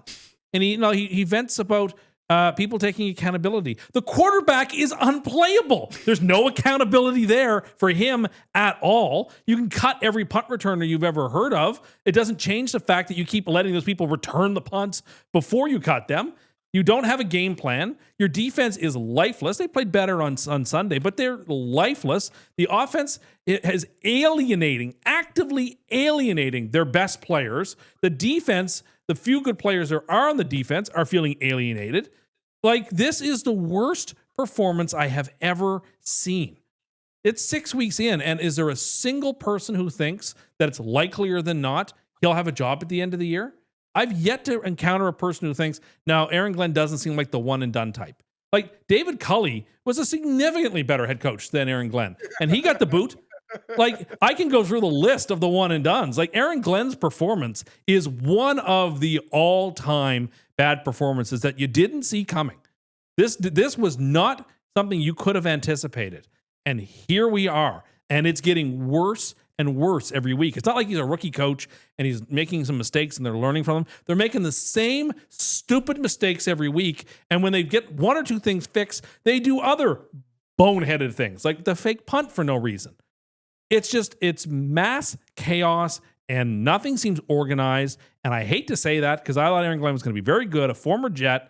He coached a very good defense in Detroit, particularly when they were when they were so shorthanded. He had some very good schemes. They got nothing. They are underdogs at home to Carolina, and justifiably so. This team is just so bad, and I'm sorry that some people don't think it's all right for me to complain about how bad my team is. No, hold on. Bad. No one said that it's not right for you to complain about your team being bad. You have now made it an exclusive thing that only you can complain about your team being bad. I want at least the hand wave of it could be worse. I could be in this situation, but I'm not even getting that. Now, so that's what I'm trying to enforce. Now let me throw it back. It's as bad as this is rock. This is rock bottom. Don't say that. This season is rock bottom. It could continue to get worse this year, granted, but this season is the nadir of things. It can't get worse. It could be as bad again, granted. You could have back-to-back winless seasons, but it can't get worse than what we're going through. Now, I'm going to spin this the other way. Maybe Aaron Glenn was told by Woody Johnson, look here, Aaron, we need the first pick in the draft next year. And he's doing an amazing coaching job. What if that was the case? Okay. That's what he told his walking orders were. I do find it funny that he's very prickly with the media. That really only works when you're 6-0, not 0-6. You're 0-6, and like he has to be self-aware enough to know that this ship is hurtling towards an iceberg, and it seems like there's no stopping it. He has to know that, and that would be frustrating. You spend your I have empathy for him, right? You spend your whole career in the pros and in coaching to get this opportunity. You get to sort of do a bit of a homecoming, come back to the Jets. You're well touted, and you have this team that people are going to be scrappy. They have some good defensive players. They're gonna show some life, and they're the laughing stock of football. Like the Titans are a little worse, but they're not a laughing stock. Like they did the right thing. They fired a bad coach. See, here you go again. Like nobody, Titans are they worse. have at least a quarterback who might You be guys something. should do little big league and let what's his name? Gunner? Chip? Brick. What's his name? Britt Johnson. Britt. You should let Britt down on the sidelines coach the team. That'd Could he be good. do worse? Hey, Could it go worse? It's working for Irsay's daughter. She's on the sidelines. They're just playing great. Bring Jeff Saturday in. He was great at losing every game but one he ever coached. Bring him in. He won the first one, didn't he? Yeah, and then they gave up a 33-0 game. Oh, that's right, against the Vikings on like a Saturday. Yeah, it's the worst performance I've ever seen. And I see absolutely no reason or signs to think it could possibly get better. So who are you taking? I have to take the Panthers. But what if the first overall picks, like if Sucks. there's a consensus pick says he doesn't want to play for you? There's other quarterbacks out there. I mean, the rock bottom would be if there's like 4 quarterbacks you could draft and 3 of them turned out to be good, and one of them was the guy that went to the Jets and he sucked. That would be rock bottom. No, that wouldn't be rock bottom because that's happened several times. That keeps happening. Baker, Allen, Lamar. Yeah, that keeps happening. That's par for the course. That was the Darnold year, right? With Baker, Allen, Lamar? Yeah, or with the year that, yes, it was. Or What was the Zach Wilson year? Who else went in that draft? That was the bad one. That was like with Trey Lance, right? Yeah, well, Lawrence went first. Yeah. Because the Jets threw that bomb to beat the Rams. Yeah, I'm still not sure that we'd be a whole lot of better shape. We would have ruined him even more than he's already kind of, in trouble. It's awful. It's not getting better. I wish the season would just end. Jamar Chase won that draft. Imagine drafting Kyle Pitts ahead of Jamar Chase. Not great. No, it was an incredible draft. Like it really was. Slater and Horn and Parsons. Surtain was in that draft. Yeah, and J.C. Horn. Where did Pitts go? Pitts went 4th overall. Oh my goodness. Oh, yeah. You have to It went Trevor Lawrence, Zach Wilson, Trey Lance, Kyle Pitts. Then it went Jamar Chase, Jalen Waddle, Penny Sewell, J.C. Horn, Patrick Surtain, Devonta Smith, Justin Fields, Micah Parsons, Rashawn Slater. And then like Mac Jones. Incredible. It's a pretty good really good draft. Draft there. Yeah. Even Elijah Vera. Yeah, but the Jets had 2 picks inside the top 14, and we're like, most of these guys are all pros. The other guys who went. Yeah, no, like outside of the Sauce Garrett year, they tend to whiff year after. They make the same mistakes every year. They love like the 4th best O lineman in the draft. That's like their bread and butter. The guy they drafted this year, Memba, seems like he's actually pretty decent. He's like one of the few like you can't trade chips. And they have very few you can't trade. Yeah, chips. but he's only a non-trade chip because everyone else sucks on the team. It's going to be Mike McDaniel. I've long said I want Cliff Kingsbury. I'm ready for it. I want him there. I want him, and I want him to pick the quarterback he wants. He's going to bring Kyler in. You know that, right? No, that's not for sure. I want him to have whoever it is. Like if we have the first pick, that will attract some offensive minds. Like okay, like they have the first pick. They have a really good receiver. I can build something here with some time because Mr. Johnson is very unlikely to fire 3 coaches in 3 seasons. He will have fired, mid-season. He fired Saleh.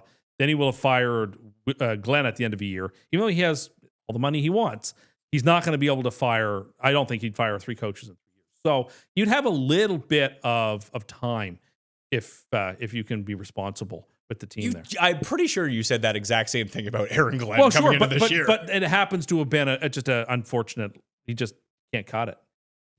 Maybe he can go somewhere else and be great again as a defensive coordinator. And look, Todd Bowles was not a very good Jets head coach. He went away. He coordinated. He's come back. He's coaching Tampa, doing a much better job. People can learn. Like some, but at least there were moments of success there. The Jets are essentially a farm system for the rest of the NFL right now. Yeah, they were just being picked clean. And I understand it. Look, you're trying to make me feel better about this. I know things are awful. Like this is cruel. What you're doing is cruel. I know it's bad. I'm sorry you're such a victim in all this. It was just like, I am here until the bitter end, and the end is destined to be bitter. What are you watching there, Jeff? I'm not watching anything, but I'm just thinking about Tim. Like sometimes, when other fans want to talk about their team, maybe you should leave the room. Yeah, maybe I should. Maybe I should. Maybe I should. I'm sorry. I'll just put my microphone down and let you complain about having, one of the 5 best quarterbacks in football and having a team that's leading the division after 6 weeks and it has every chance to do anything in the AFC as any other team. I should hear you complain about how you only won the lottery twice, whereas, I'm living hand to mouth, but you only won it twice. And, you know other people who won the lottery 4 times. And so how hard done by you must have been. Honest to heavens. It's cruel. If there's no Hubbard and it's all Rico Dowdle here. Sure, Dowdle should run for like 200 I mean, if he yards does, again. Carolina, I mean, that's how they've won the past 2 games, is on the back of Rico Dowdle. What makes you think the Jets are going to have any answer for Rico Dowdle? Eventually, you just have to be like, this guy can't get 8 yards a carry against us. Would require... As Hartitz pointed out against Dallas last week, it's not like he was breaking off 30-yard runs. It was just a steady stream of 8-yard gains down the field. That's because I don't know. I'd like to know what Steve Wilkes and Aaron Glenn do together when they're coming up with a defensive game plan. What are they doing? Probably just watch old Steve Wilco shows. Like, I don't He's understand. Like, here's how I used to be. I don't think they have a plan. They don't seem. I don't know if Aaron Glenn's a master manipulator of in-game tactics. I've noticed a couple of times he's got the headset on and the microphone is flipped up. I don't like that. You'd like for him to pretend at least? You should have the mic on and be talking. At least we'll have his shimmy shake on that block kick in Tampa. Look, that's the moment, isn't it? It's just all right. You know what? For everyone's well-being, let's move on to the next game. The Coin and I are back in the Jets here. We're Jets believers. Go ahead. Cam will love the Jets this week. Oh yeah, Cam will be. That's but they're against his. That's cat. right it's down his alley. It's against a cat team. No, I get it. I get the reasons why people who haven't been, just tortured by the Jets would like the Jets, but I just can't. Patriots in Tennessee. It's not supposed to happen like this. It is early to mid-October, and I'm not allowed to have any hope. I'm not allowed to have any belief. I just have to completely look at next year and now focus on drafts and coaches. And I get to watch other teams like the Patriots, who don't deserve anything, get another good quarterback and are probably going to have a super deep run. And how is it fair that they get to have a rebuild and I don't get to have anything? It's not right. It is not right. There is no justice. Imagine if the Jets could be 7-point favorites on the road in Tennessee, like the Patriots. The Patriots could very well, and I'm not exaggerating, the Patriots could very well be a team that makes a Super Bowl. Okay, now you're trying to. The AFC is so parodic. There's so much balance that if Drake May plays great in 2 games against 2 opponents, boom, they could be at least in the championship game with a chance to make it. Because I don't think that they're significantly worse than any of the teams ahead of them. I don't think they're amazing. But I don't think there's any amazing teams in the AFC. The issue with the Patriots, by the time we get to the playoffs, granted they make the playoffs or win the division, then Cust will get his credit, Geoff, is that we're not going to have any idea if they're good or bad.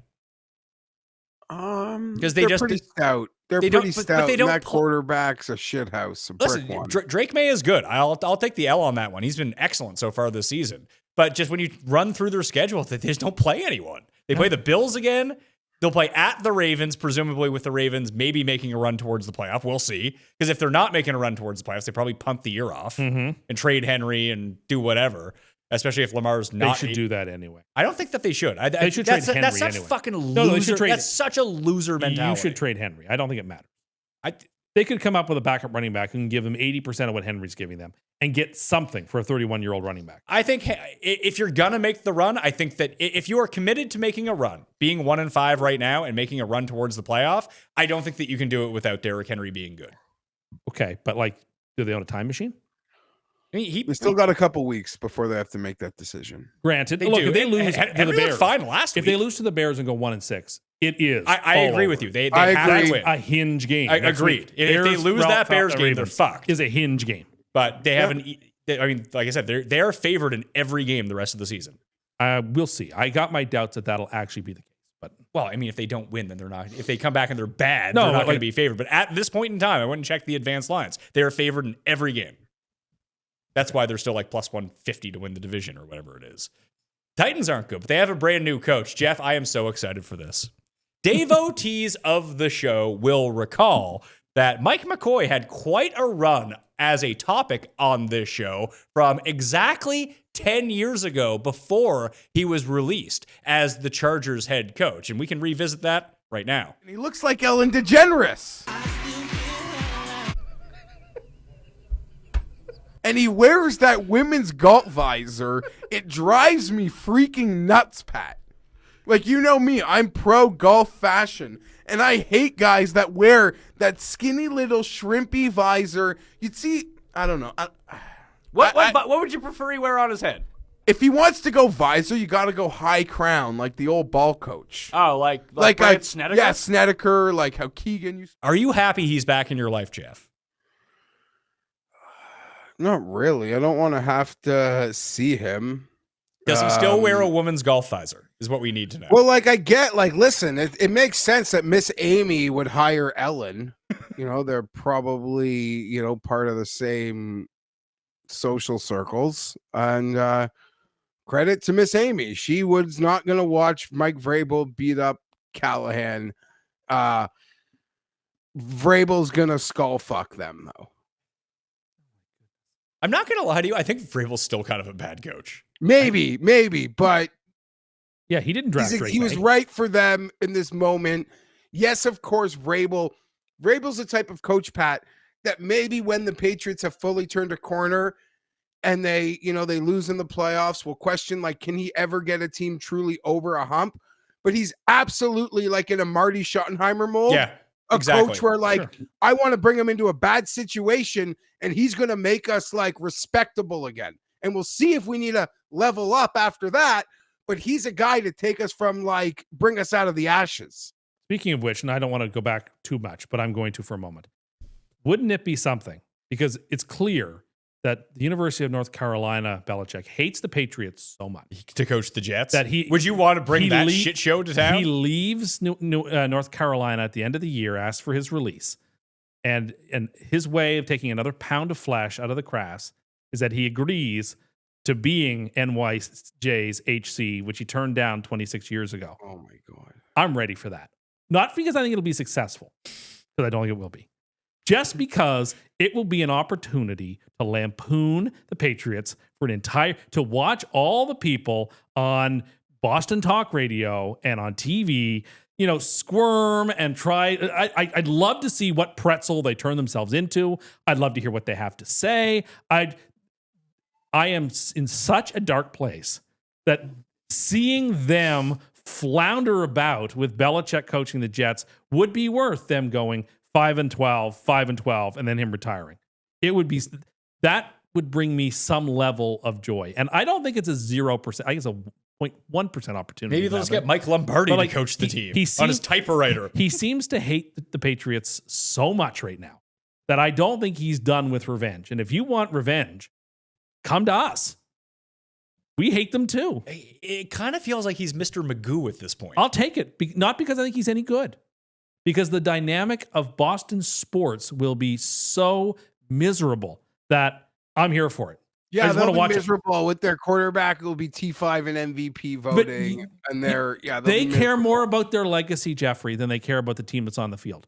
They are all about legacy protection in Boston. That's actually not true. Now that they're good, they don't care about it. We'll see. When they were bad, they cared about it because they got to hold on to it. Now they're good again. It'll be a whole off season of them furrowing their brows and trying to make excuses. If Belichick becomes the coach of the Jets, the entire narrative just flips to Brady was the reason this all happened. Great. It had nothing to do with Belichick. Hear that. I want to hear that out of their mouths. I want to see them say it because they were saying very much the opposite when Tom went to Tampa. They're like, oh, well, Tom was a part of it, but like Belichick really, I want to see it. I'm here for it. Anything that causes dissension in the ranks would bring me some joy. Is that Schadenfreude? Yes. But if my team can be a stalking horse for that Schadenfreude, I'm here for it. Wouldn't this just be the most typical Jets thing? And wouldn't it just be a laughingstock? Yes. When Belichick eventually does go 2-15, they're like, they really thought they could bring back this guy who was done for 5 years? No, I expect it to be terrible, but that's okay. It would be worth it. It'd be worth it for the memes. It would be worth it for the quotes and the content. I feel like that would be mostly about the Jets. More embarrassed. Yeah. But you know what? That's future me's problem. Jesus. The fun I would have, the joy that it would bring me. Is seven enough here? I'm going to take New England. I don't think it's enough. No. It doesn't feel like enough, but for a few reasons. Like, New England's run defense has been one of the better units in all of football so far. They've been shutting down everyone.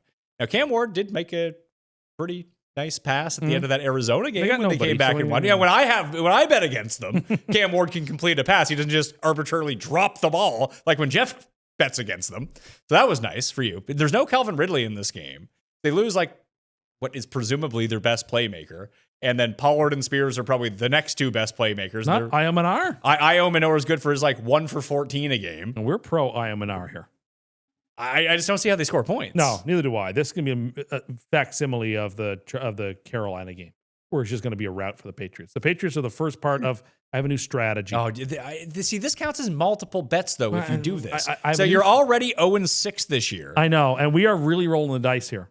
At least my Superlock being 0-5, I'm losing one single bet. I know. So I've got this idea, and it sort of stemmed off of a comment in the Best Bet show. I was like, I bet you I could do this.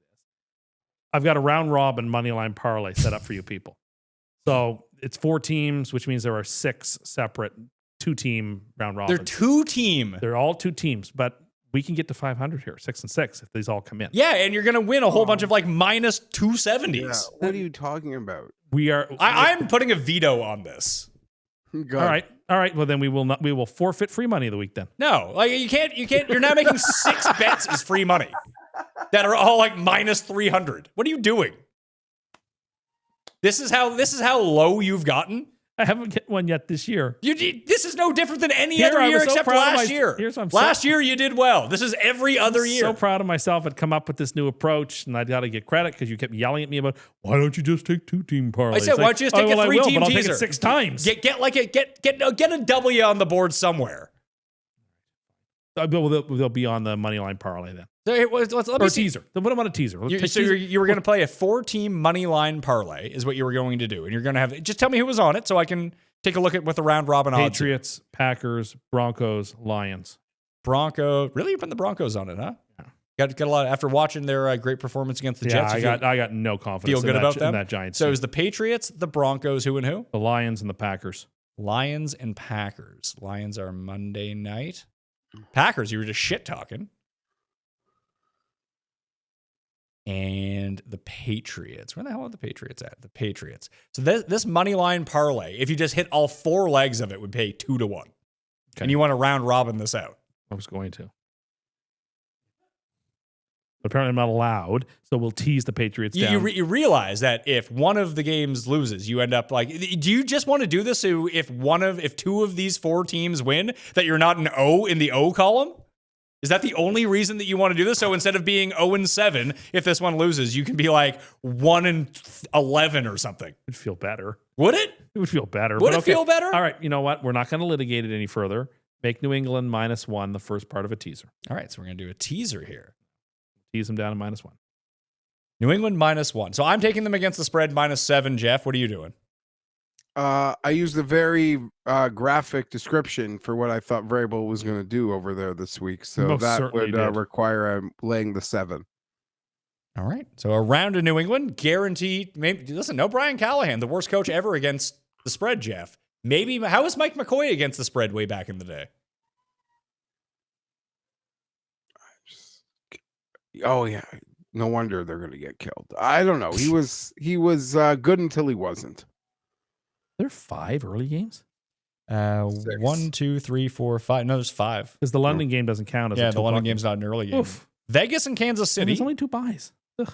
Is up next. Kansas City by 12 in the spot. 45.5 is the total. It's too many points. Yet I can't figure out where the points on Vegas comes from. From the Chiefs screwing around. That's a weird bet to make, that the Chiefs screw around. Too many enough. points in division. Too many points. The Chiefs shouldn't be 12-point favorites. They should be like 8.5 or 9-point favorites. I think there's a little bit of value on Oakland here. I'll take them. But again, they could get routed. I wouldn't tease the Raiders. I wouldn't play around with it at all in that sense. But I just think the Raiders will cover. It'll be like, I don't know, 31 to something like that. I kind of agree with what he said. I'm going to take Kansas City, man. Vegas can't throw the ball down the field. The only way that they can score points at this point in time is if they generate a turnover in the other person's end and they can kick a long field goal, or somehow they string together a 21-play drive to move it down the field 4 yards at a time, and they just can't block. They can't run the ball because they can't block. They can't pass the ball because they can't block. And it's not like Kansas City's devoid of getting pressure. And this is the Nance Romo game, too. I don't want to pick them to cover a big spread, but they'll prove me wrong. The Chiefs might be morphing back into the Chiefs. Rasheed Rice is back this week. We'll see. For sure. Then if that's the case, then they definitely don't cover. Because the old Chiefs at their apex didn't cover these big numbers. Great point, Tim. I'm just taking the points. Obviously, I'm not disputing that the Chiefs are about to like dominate for a few months, but just keep it in the number. Okay. I am going to take Kansas City along with the coin. Philly and Minnesota. This one's a bit more difficult because, like we said, we do not know who is starting for the Vikings. It could be Wentz, it could be McCarthy, it could be that other guy, Brothers. I don't know. Was that his name? No, Brosov or something like that. I think it's Brosov. It was some sort of frat name I remember seeing when he was in London and had to come in and take a knee. Jared, do you have the name? I would be very surprised if it's Brosov. It's something like Brosov, I want to say. See how much I care about the third stringer. I thought they still had Mullins. Where's Mullins at? Retired. Is he? I have no Is idea. Mullins no longer in the league? I have no idea. Nick Mullins. Probably in San Francisco. Nick Mullins is currently a Jags third stringer. Okay. Brosmer. Max Brosmer is the potential I starter like the in this Eagles game. here. I like them to bounce back after 2 pretty lethargic games. It's a play against the Vikings. I know they came off by, I don't know who they're playing at quarterback. I don't think Wentz in a revenge spot scares me that much. I don't think we see McCarthy. So I think we probably see either Wentz or Brosov. And either which way, I'm not enticed by that at all. I think Philadelphia, the Vikings are coming off bye, but the Eagles are coming off a mini bye. So that sort of vitiates a little bit of the advantage the Eagles had coming into this. It's the only watchable game of the morning slate. I like the Vikings to be beaten here by a score or 2. I like the Eagles here. I think they right the ship. I'm not ready to write them off. I'm not ready to write them off either, but Jeff, I do kind of want to see him do it first because we've seen the Eagles go through stretches like this where you're just waiting for them to turn it around and they don't, and they don't, and they don't, and they don't. And then when we get it back, and then you start riding the Eagles again, that maybe picking on them when they're in the midst of this void is the way to go. Just 2 losses in a row, extra rest. But it's not extra rest versus the opponent that they have. But like they're just like they have like an element of rest. I just feel like you have to. I don't like question effort or when these guys are trying or not trying. I have to think we're gonna get max Eagles effort here while the Vikings are still going through some shit. I would argue this line could be I almost would feel like cheating to call it my super lock because I feel like the line could flip pretty hard. You think so? Yeah, depending on certain quarterback announcements, but I'm taking the Eagles here. This is I like this one a lot. I'm going to take the Vikings because if Jalen Carter doesn't play, I think their defense kind of sucks. Every time Jalen Carter has not played, they have not been able to stop anyone. I get that, but if he plays, then all of a sudden Minnesota's going to score like 6 points. Carson Like Wentz he's going to throw like 4 picks. I mean, he does that like every game anyway. Well, then here you are picking him. And they've been winning games doing that. It's a part of their strategy. Just saying, I don't like this. I don't like it. I don't know. I was looking at the Jalen Carter Defensive Player of the Year because there's a zero. Unfortunately, there is a 0.0% chance he can break the sack record this year. He has a 0% chance of winning it, and you know why? What he did on the very first play of the season. Sorry, he's winning no awards because of that. You think so? I can think of another reason or two. Yeah. Oh, well, yeah, naturally. But like his on-field performance, Bill Romanowski being somebody in the face on the first play of the game of the season on national TV. I'm sorry. I actually totally forgot that happened. I think that disqualifies you from the voters giving you Defensive Player of the Year. It's not even so. I mean, it does. Obviously, what he does on the field makes that big of a difference. But it's just so noticeable when he's not on the field and what this defense looks like. It shouldn't be that noticeable for the offense. There's no reason that should. No, but it's just. I don't know what's going on with their offense. They can't block. That's new to the Eagles had the best offensive line of the league 3 years in a row, and it's not anymore. And that's rearing its ugly head. They can't run the ball at will like they wanted to. They can't step back and pass with time like they want to. Like their offense is disjointed. And it all stems from a offensive line that's not bad, but just isn't. It's a lot like those Dallas teams from like 5 years ago when they had like 3 Hall of Famers on the offensive line. And then they periodically just started losing guys. And all of a sudden, their offense sucked for a while. That's what's happening to the Eagles right now. Yeah. Like guys, they've lost guys. Guys are getting old. Like it's not the same as it was, and they have not adjusted to it. It's like they're running the exact same playbook and not having the ability to block. I'll take Minnesota. I think Jordan Mason's going to gash them. We'll see.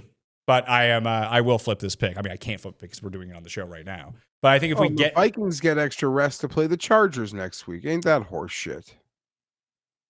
They get extra rest to play the Chargers. Yeah, what do you mean? They're playing now. Yeah, they're both playing like at the same time. Well, no, one is playing at 2. So you're saying because one's playing in the afternoon, Jeff? Oh, sorry. Are you I don't Tim? know where the Eagles played on Thursday last week. My head just went to a place. Okay. Sometimes the things don't fire properly. I did have 2 future bets to look at. I wanted to run by you guys. Sure. I mentioned them to Connor and Ryan won't disagree with me on the show, even though I can hear it in his voice that he wants to disagree with me. I told him, I was like, you got to disagree with me. That's good news. Fight back with me. The best shows are when people tell you how wrong you are. I agree. I completely agree with you. There's lots of fodder. 2 futures that I'm looking at, and I made this case. I think I made this case before the year to you guys. Was Dan Campbell as coach of the year? It's currently 22-1. I think if the Lions end up with the 1 seed, like this would have to be Steichen's the favorite. Like if the Colts go 16-1, he's going to win coach of the year. I acknowledge even that. if they go like 13-4 and they're like the 2 seed, they'll probably win it. Nah, I don't know about that. Because they're like the team from outer space. Dan Campbell's kind of owed this award. I think so. Is the way I would feel. And would you agree or disagree with that statement, Jeff? Yeah, I've sort of joked a few years, like in the case of like a tie or it's like close, Dan Campbell's going to get one for like a lifetime achievement award. And this would be his narrative here is that he is exceeding expectations because people thought they would be worse. And if they end up with the 1 seed in the NFC, then they weren't worse. They were just as good. And you can just directly attribute that to Dan Campbell. I just think 22-1 at the current moment is very good value. That's at DraftKings right now, Jeff. I don't have the ability to use that book. Can you bet that for me, please? Yeah, I don't want to get, me, and I'll do it tonight. Okay. And the other one is up there as well. I'm trying to find it at, it's actually at CoolBet right now. So, the sponsor of the show, I can make that bet there. CoolBet.com. If you're in Canada outside of Ontario, fastest payouts in the biz. You can even get a deposit bonus down in the description right now if you go through that link. Tyler Warren is 6-1 to be offensive rookie of the year. You know the overwhelming favorite is right now? Jackson Dart. And then it's Egbuka, but Egbuka's hurt. Yeah, if Ibuka comes back after just a couple of weeks, he'll probably, if they continue. I wouldn't take this because I think Ibuka still has an excellent chance to win this award. Egbuka's plus 250. Tyler Warren's 6-1. Tyler Warren's having just as good of a season as Egbuka is. Yeah. It's just you're not noticing. Well, I certainly noticed it on Sunday because the Colts played the only throw it to Tyler Warren drive to start the game. That's a good drive. So as a rookie tight end, he has 29 catches for 370 yards, 2 touchdowns, and he has 4 carries for a touchdown too. Oh, look, I'm not going to denigrate him at all. I think he's playing great football. And it seems like he's only stepping into more and more and more and more. It's a lot like the Bauer situation from last year. I just don't think that unless Egbuka finishes with like his first 2 games pace, he was even falling off a little bit over the last little bit anyway. He misses like 3 games. It's going to be tough to overcome. Yeah. Not a bad. I like this much better than I like the Dan Campbell one. Really? You don't like the Dan Campbell I think one? there's just too many other genuine good choices right now to pick Dan Campbell. That's right now, though. That is right now, but I don't see Tampa falling off. I don't see San Francisco being completely dead and gone.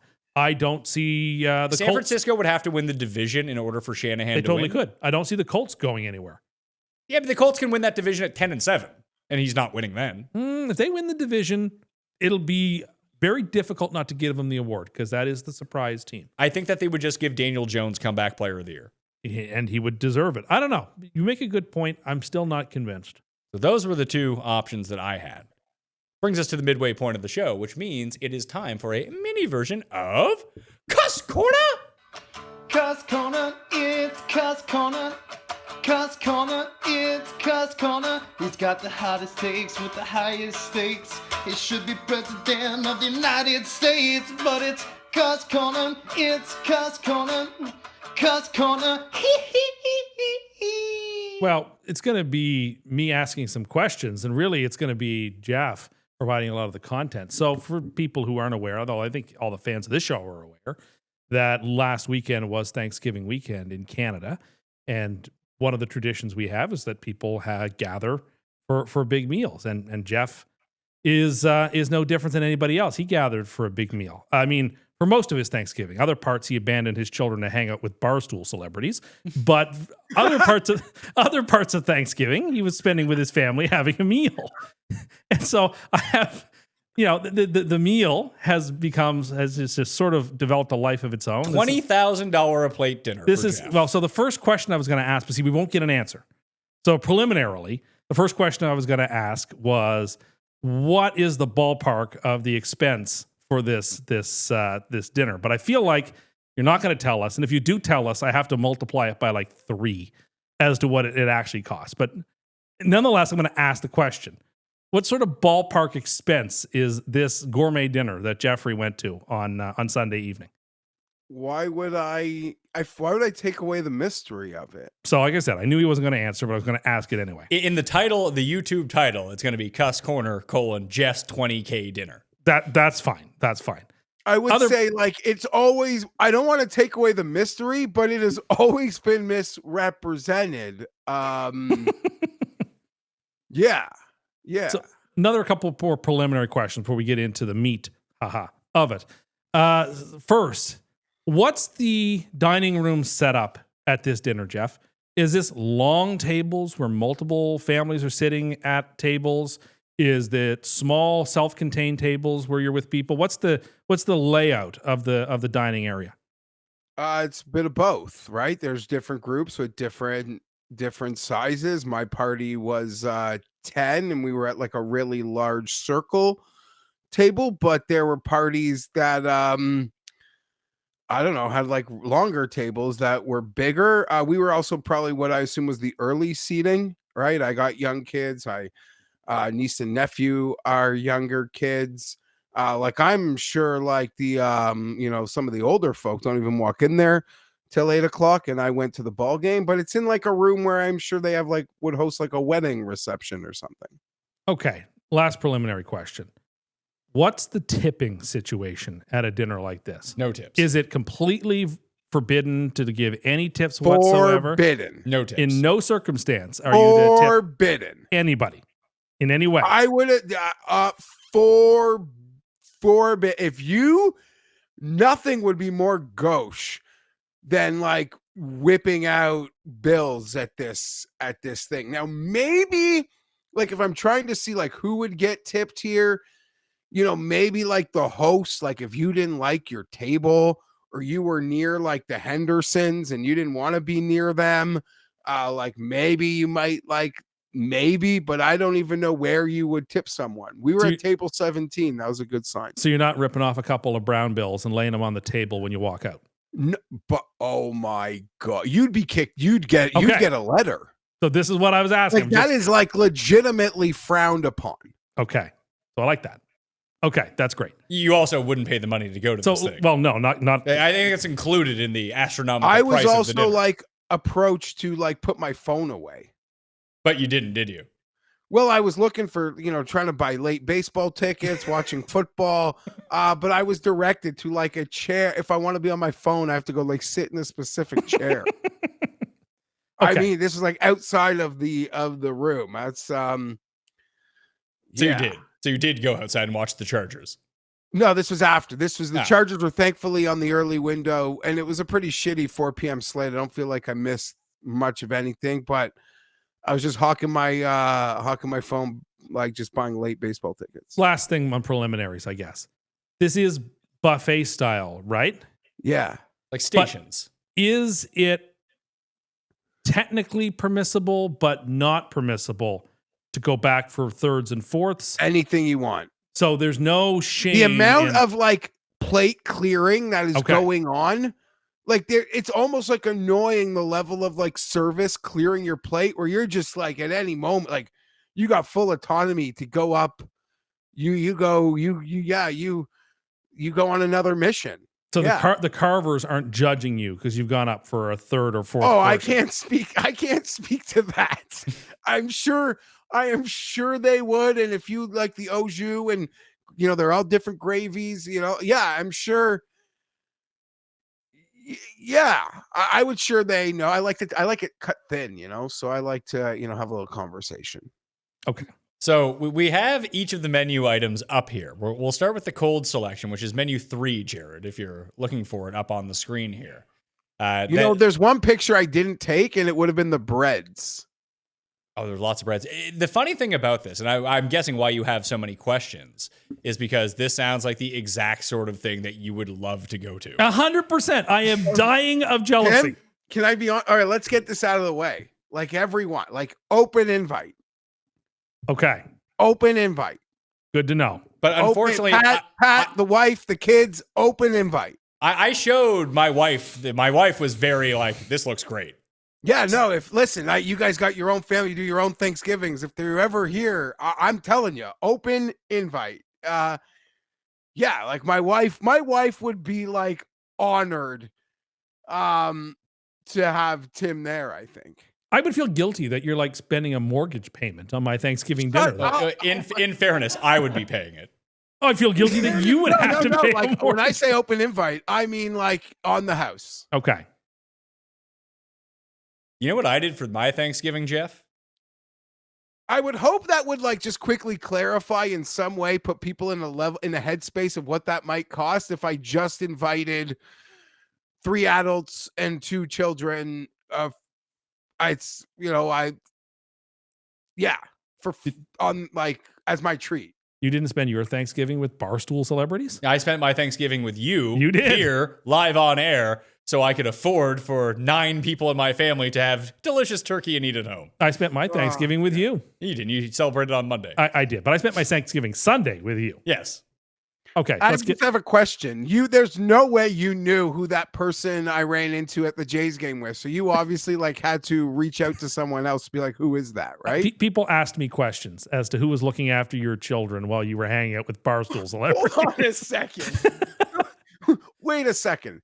I left a meal. There were like 5 other adults and like part of my group. What do you mean? Like who's looking after my children? It's Thanksgiving Sunday and you were drinking a Coors Light in an alley. My schedule was tight because I did Thanksgiving dinner. And I left at about like 6:45 to go to the Jays game. So I wasn't there long. I didn't get as many portions as Tim would have wanted. I certainly didn't beat the house. Would have been difficult regardless. And yeah, I wanted to crush a few Blue Mountains and rip a cannon before I walked into game 1 of the ALCS. What are we talking about? People were very like uppity about, because you said you drink Coors Light. I said if I was there, like I'd be crushing like Michelob Ultra, and they were like, "Well, they turned into you all of a sudden." It's like, well, those beers don't even tell a story, basically. Well, I don't care. Like we're at a fucking sporting event. There are certain beers that you drink at sporting events, on the golf course. They're the lightest watery beers that you can find. I agree. I like a Bud Light because you're going to be drinking lime. a whole bunch of them. Like on a golf course, like a Bud Light Lime or a Corona, I would far prefer over like a stout. Yeah. When if you're having like a nice meal and you have a beer, then we're talking about a different story. 100%. But if you're just like crushing beers, just get the shittiest beer possible. Yeah, you're not going for a double IPA. Crush, I love Coors Light. And it's weird. Like, yeah, it's like those cold mountains, they just do it for me. But no. Yes, it's Thanksgiving, but my wife understands. It's not going to end well. But I don't mean our marriage. Our marriage is great. I mean the J season. But like I'm not being told I'm not going to like game 1 of the ALCS. Like it just the once a decade, if I'm lucky, thing that one of my teams might do. My wife, no, like that. She doesn't hate me. Like, what are you talking about? Who's going to watch my kids? Shame on those people. Bud Light has this promotion on, and it shows how out of touch I am. Bud Light has this promotion on where you can buy cans that have football teams on them. So I was like, oh, okay, I want to get some Bud Lights. Like maybe I'll get some years old. So maybe I'll get some Jets cans, and I want it. And so, but it seemed like it's only available in the 36 regionally. Packs. Do you know what the 36 pack of Bud Light costs these days? Let me see. I was shocked, and I was so shocked I did not buy them. You can buy Bills ones here. We get the Bills cans. These are like a mix. Are you talking about in Canadian prices? Yeah, like the liquor store. I want a mixer pack with every team. Higher, really? $75? 71. $71 for 36 beer? I couldn't. I know that's like $2 a beer, but I was like, I'm not going to drink 36 beer in a year. So I'm not going to, just out of a fight of fancy, I thought maybe I'll get some Jets cans. 355 milliliters or like the bit bigger one? Just a regular 355, just 36 pack of Bud Light. You can buy like an okay half bottle of wine for that. Okay. I'm sure you could. You could. I don't know what things cost. That had every logo in it. I think there were multiple logos in there, but I don't know. I didn't know if I was going to get a multi-pack. Would it be all one? Anyway, either which way, unless I had seen a Jets can in a little handle where you can like spin it to see, I wasn't spending $71 on beer. Then you'd be down another $71 trying to chase the break for the Jets game. Tim, why do you have questions about salad? So I just want to go through every single course. Okay, so the cold section features a Caesar salad, an Ontario mixed greens with Caesar house and balsamic dressings, assorted dips and spreads with hummus, baba ganoush, tzatziki, Greek salad, heirloom grape tomatoes, and a caprese salad. See, quinoa with roasted squash, dried cranberries, and a champagne vinaigrette. How good was that salad, Jeff? He didn't have it. Someone at the table had to have had it. I didn't go hard on salad. The champagne vinaigrette with the squash and the quinoa. If we're definitively ranking the salads there, that's got to be one. That sounds so amazing. I feel like you would walk up and get these deviled eggs with paprika. I would have tried a deviled egg. I like deviled eggs. I feel like you'd have like 10 of them. No. But like, so you didn't go hard on this? Like, to me, it seems I like got the shrimp. I got some seafood. I hit like the meat board, but I didn't. I was tight for time. I was off schedule. I did not hit salad. No. That salad sounds amazing, and I'm very jealous of it. You're not going to beat the buffet with a bunch of salad. I don't think you can beat a $20K buffet. I don't think Joey Chestnut could beat the buffet. Yeah, people have watched you on Cust Eats. Food, Tim, it's food. Yeah, it's food. The dinners that like Pat probably has at a restaurant on a Saturday night probably cost more. Whatever. Speaking of which, as many people know, my wife is quite pregnant at this point, and she really wanted steak on Saturday. So I was like, let's go to the place where we got the Wagyu steak. I was like, but she didn't want to go out. She's like, I just don't want to go anywhere. I just want to have the steak. So I was like, all right, you order it. I'll go pick it up and it'll be great. So I was like, get me the Wagyu steak. That was like $400 or something like that. Goodness. So I got her one too. So that was up to $800. Our goodness. entire bill was like $1,300 or something. I went to 2 baseball games for your 2 steaks. But here's the thing. Sounds like he enjoyed himself more. I know, I didn't. Probably, I think he did.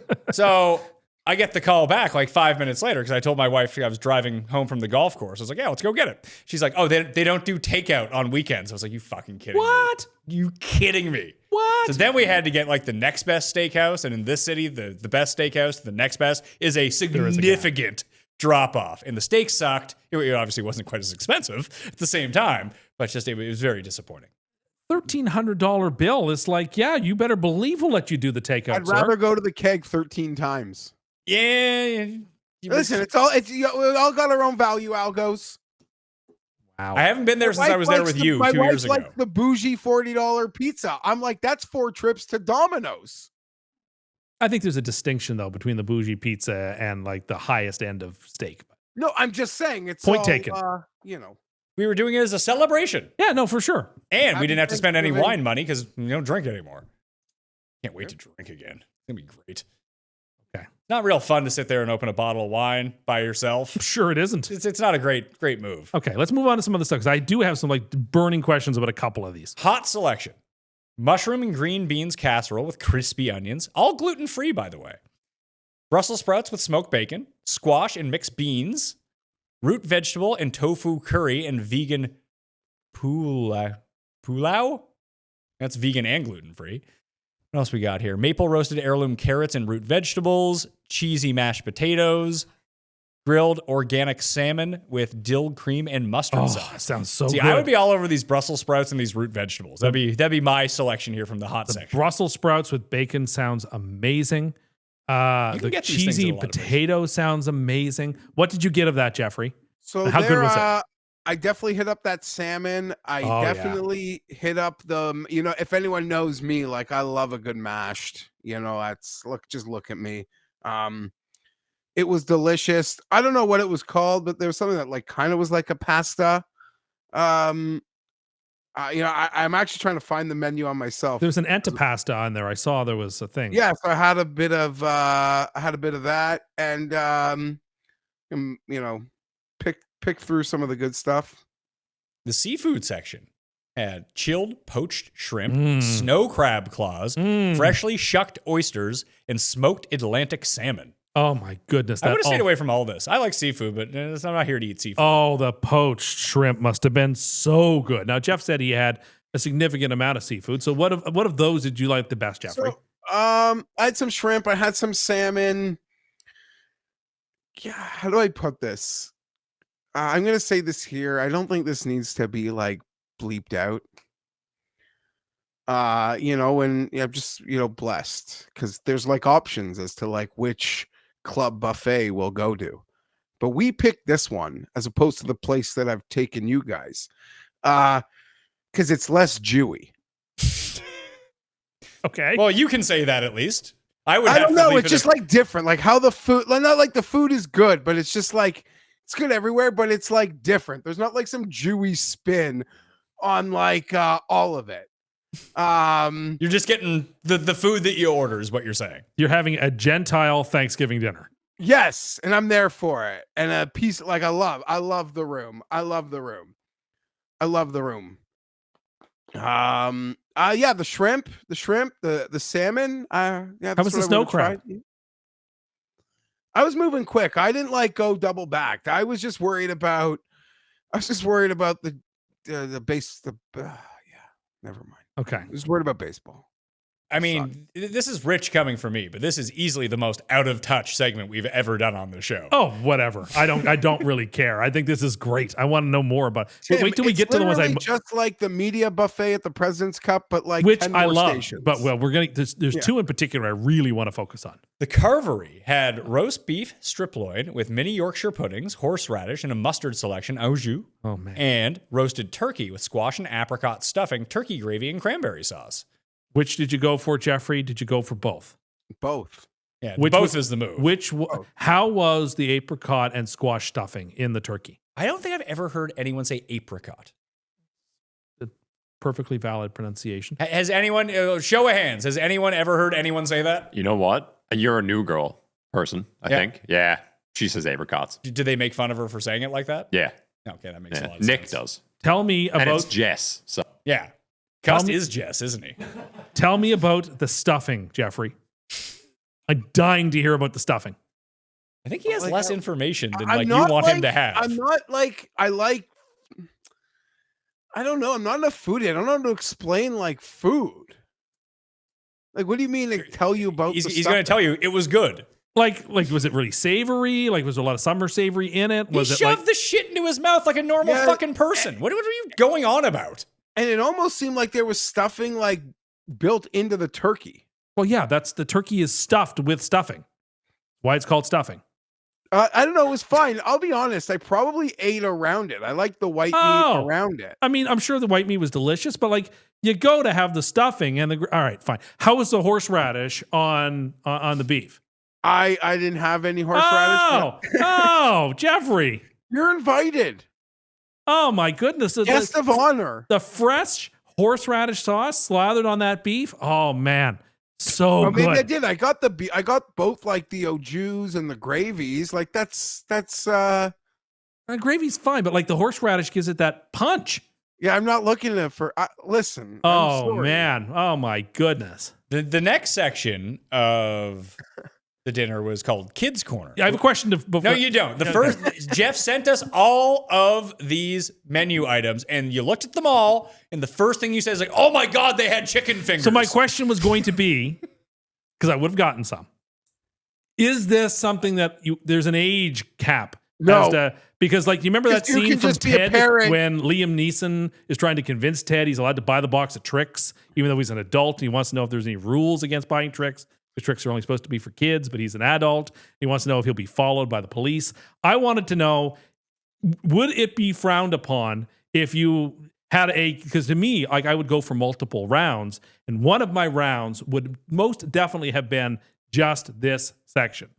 So read what's on the section. Mac and cheese, chicken fingers. I'm guessing you wouldn't take any of the steamed broccoli. Maybe. No, you wouldn't. French fries, carrot, cucumber, and celery sticks with ranch dip. Crudité. And cheese and crackers. Yeah, like that all sounds awesome. What kind of dips did they have for the chicken fingers? So they have like this incredible, like I guess it's like a plum sweet and sour sauce. It's delicious. And yeah, Tim, it's not frowned upon. You can go up there as any age. There's so many kids around. You're essentially just like, no one would question that you weren't, even if you want it for yourself, that's fine. But like, no one would look at you weird. There's lots of parents like getting food for young kids. And after my meal, like before dessert, I definitely crushed a couple fingers and fries. I was gonna say, what did you get from the because you gotta go to this. You gotta go. Listen. I will not. You can mock me for not touching the horseradish or some seafood or a salad. There will never be a chicken finger buffet that I walk by. I would have been more disappointed. I would have been more disappointed in you if you hadn't gotten chicken tenders than anything else. Like it does not matter where on earth. Good. If I am somewhere, It sounded so good. He just said chicken fingers. Oh, I bet you said it sounded so I good. bet you it was done just right too. They were just right. They're fine. They're deep fried chicken fingers. What was the battering? Was it like that crumbly batter, or was it like crispier? Dude, trust me, they do it right. All right, I bet they do. Next time you know what? Next time you're at my club, like I actually got to get you something. I think. Okay. Yeah. Like I almost like when I saw like Ludwig at the Canadian Open, I told him like get them to get you some chicken fingers indoors. They're that good. Yeah. Is it like Dairy Queen chicken fingers? You know what? That's I would say like in a tier close too. That's high praise because those are like I love a finger goat basket level from GQ. Yeah. You like them tossed? Or you like the sauce on the side? I like them tossed. That's the way to go. You got to toss those ones in the honey barbecue. That hits just right. How is the steamed broccoli, Jeff? I didn't have any, but I even actually managed to have some cheese and crackers because my like 1.5-year-old likes always likes a little. So cheese. what are are these like a big cheese? Like it's a kids section. So is it like No, Ritz it's just cheese like crackers or like what slices of cheddar cheese and like plain crackers? Like I'd what be are we into talking that. about? I'd be into that. Well, I wasn't sure. Like when someone says like a cheese and crackers platter, like this super high end place for dinner, you figure it's going to be like a variety of soft cheeses and No, it's not like brie at the kids' table. This is what I was thinking. Like surely it couldn't be that. It would be like the stuff people want, like Swiss and cheddar and mozzarella. It's just like cheddar slices, like cut in little triangles. All right. Well, that makes me feel good. So upon getting this, as mentioned, number one thing that you pointed out was, oh my God, chicken fingers. No, it's the number. It's the number two thing I pointed out. No, it was the number one thing. We're gonna get to the number one thing. Then you got to this on the dessert menu. Oh man, I'm so excited to talk about this. Classic pumpkin pie, flourless chocolate cake, whiskey chocolate pecan pie, chocolate espresso tart, mini butter tarts, mini apple cranberry tart, artisanal cheese and crackers. That's your fancy cheese and crackers right there. Fruits and berries, grapes and dried fruits, and Jell-O with gummies in them. And so, which was number one on. Oh my God! Gummies in Jell-O. I had to ask if they were gummy bears, and indeed they were. And like did they use the sparkling water to make the Jell-O or still water? Did the gummy bear? You can do either or. Did the gummies? Like I was thinking about this. I've never heard of before people putting gummy bears in Jell-O. It feels like to me when you're making it, the gummy bears, because of their heaviness, would sink to the bottom of the bowl, and so you wouldn't get like a very dispersed amount of gummy bears through the Jell-O. They would all sink to the bottom. Was it red Jell-O? Was it blue Jell-O? Yes, but they also put gummies like on top of each like little. Oh, that's so good. So like, did they cut it into the squares like you see on TV, like those big cubes, or was it like shot glasses on, like little shot glass, like little? That's so good. Okay, and so like, how good was it? Did they come with a little bit of whipped cream on top too? I'm sorry to say, I didn't think I needed to try it. I was not interested in trying it. It's fucking Jell-O and gummy bears. Who's ever had gummy bears and Jell-O? That sounds so amazing. I went with the apple crumble and the butter tart instead. I was going to ask, like, the only other one, I mean, like, I love pumpkin pie. I like all pies pretty much. I wanted to ask about the whiskey chocolate one because that sounded very intriguing. Like, I assume there's no, like, I know there's whiskey in it. There's probably like no age requirements, so like who could or couldn't eat it, or was it like restricted to just adults because there's whiskey in it? Like, get you drunk. Okay, and like I wonder, like, was the whiskey mixed in with the chocolate? Was it like mixed into the crust? Was it like part of the whipped cream? Like, I think it was part of the chocolate, soaked but I in didn't eat it. I didn't know I was going to be quizzed. No one knew that you were going to be quizzed. Really? You didn't think I was going to have... So what you wanted Jeff to do was try everything that they offered. All the stuff that he should have known people wanted to hear about. You wanted to hear about. Did you really not see those gummy bears in Jell-O? You The idea of gummy bears in Jell-O is such a. I want to do this, and I'm going to do this. I'm going to make some Jell-O with the gummy bears. It sounds like so much deliciousness all wrapped up in one. What color was the Jell-O? Red. That's pretty safe. Give us your definitive ranking of Jell-O colors. I like lemon Jell-O the best, so that's 1. Then orange, that's 2. Then red, that's 3. Then grape, that's 4. Then there's a gap. Then there's blue, which I don't particularly care for. And then there is what else there is? Oh, there's lime. I have 2 citruses really high. I don't find lime Jell-O works as well. And I'm sure there's others that I'm thinking of. I'm forgetting, but that's my Jell-O list. But red is sort of like your default. It's your base one. It's like if someone has like close their eyes and they imagine a bowl of Jell-O, you're going to imagine the red Jell-O.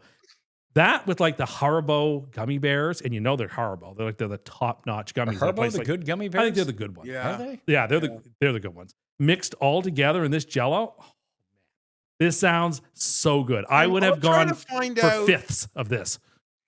Maybe I'll try to find out like how many times a year they do it. Obviously they do it for Christmas and I'd presume Easter, but they might even do it for like Mother's Day and Father's Day. It'd be like my honor at this point to like feed you a buffet. Watch you. If you're not paying for it, would you like be determined to beat the house, or you would tone down? I would want to try every single thing on the menu I thought looked good. Particularly if there's no shame involved, if there's no it's shame. all you can eat. When you go back to the fucking kids table 3 times to load up on more chicken fingers, who the fuck is this guy? Like, the chicken fingers sounded awesome. Are you saying chicken fingers for the Mayo like, Media on Party? the real, you might need to like send me a picture of like what you'd be planning on wearing. It's normal clothes. Normal clothes for you is different. I'd still might need a picture. I presume this is the sort of place that you need to wear a jacket. No, but like if you're not going to wear a jacket, you should like have a sweater or like a button up. Yeah. Basically, what he's saying is don't show up dressed like Marty McFly, like you do half the time. Okay. I just say I respect that. Even though I know you would like make effort to like follow and respect, there's still like I would still need to approve your outfit. You know what? That is a very, very small ask, and one I am happy to oblige. There's one more station here. What are we forgetting? The hot apple and pear cinnamon crisp, or the live gelato station. Yeah, I don't know what that means. A live gelato station. It means it's it not just dead. like a guy Making working gelato. like like an ice cream, not like an ice cream truck, but like one of those ice cream carts that have like 2 or 3 things. Did you try the gelato? Was it good? I had cinnamon apple with like a butterscotch ripple swirl like topping. It was good, and then I left and I watched the Jays lose. That would be a happy Thanksgiving. My goodness, my wife was like you, like she was so full and so happy. She loves it there. It sounds, and I mean this, I'm extremely jealous. It sounds awesome. I think it's great that you go. Everything there sounded phenomenal. I would have wanted to try everything that sounded good. And if there's no shame about going up multiple times, that's even better. Tipping. Honestly, this sounds like a slice of heaven.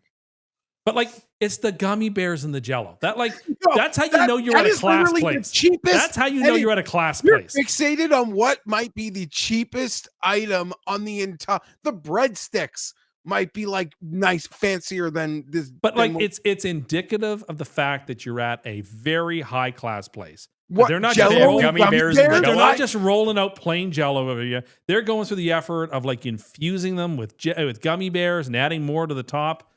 It's like a dessert inside a dessert.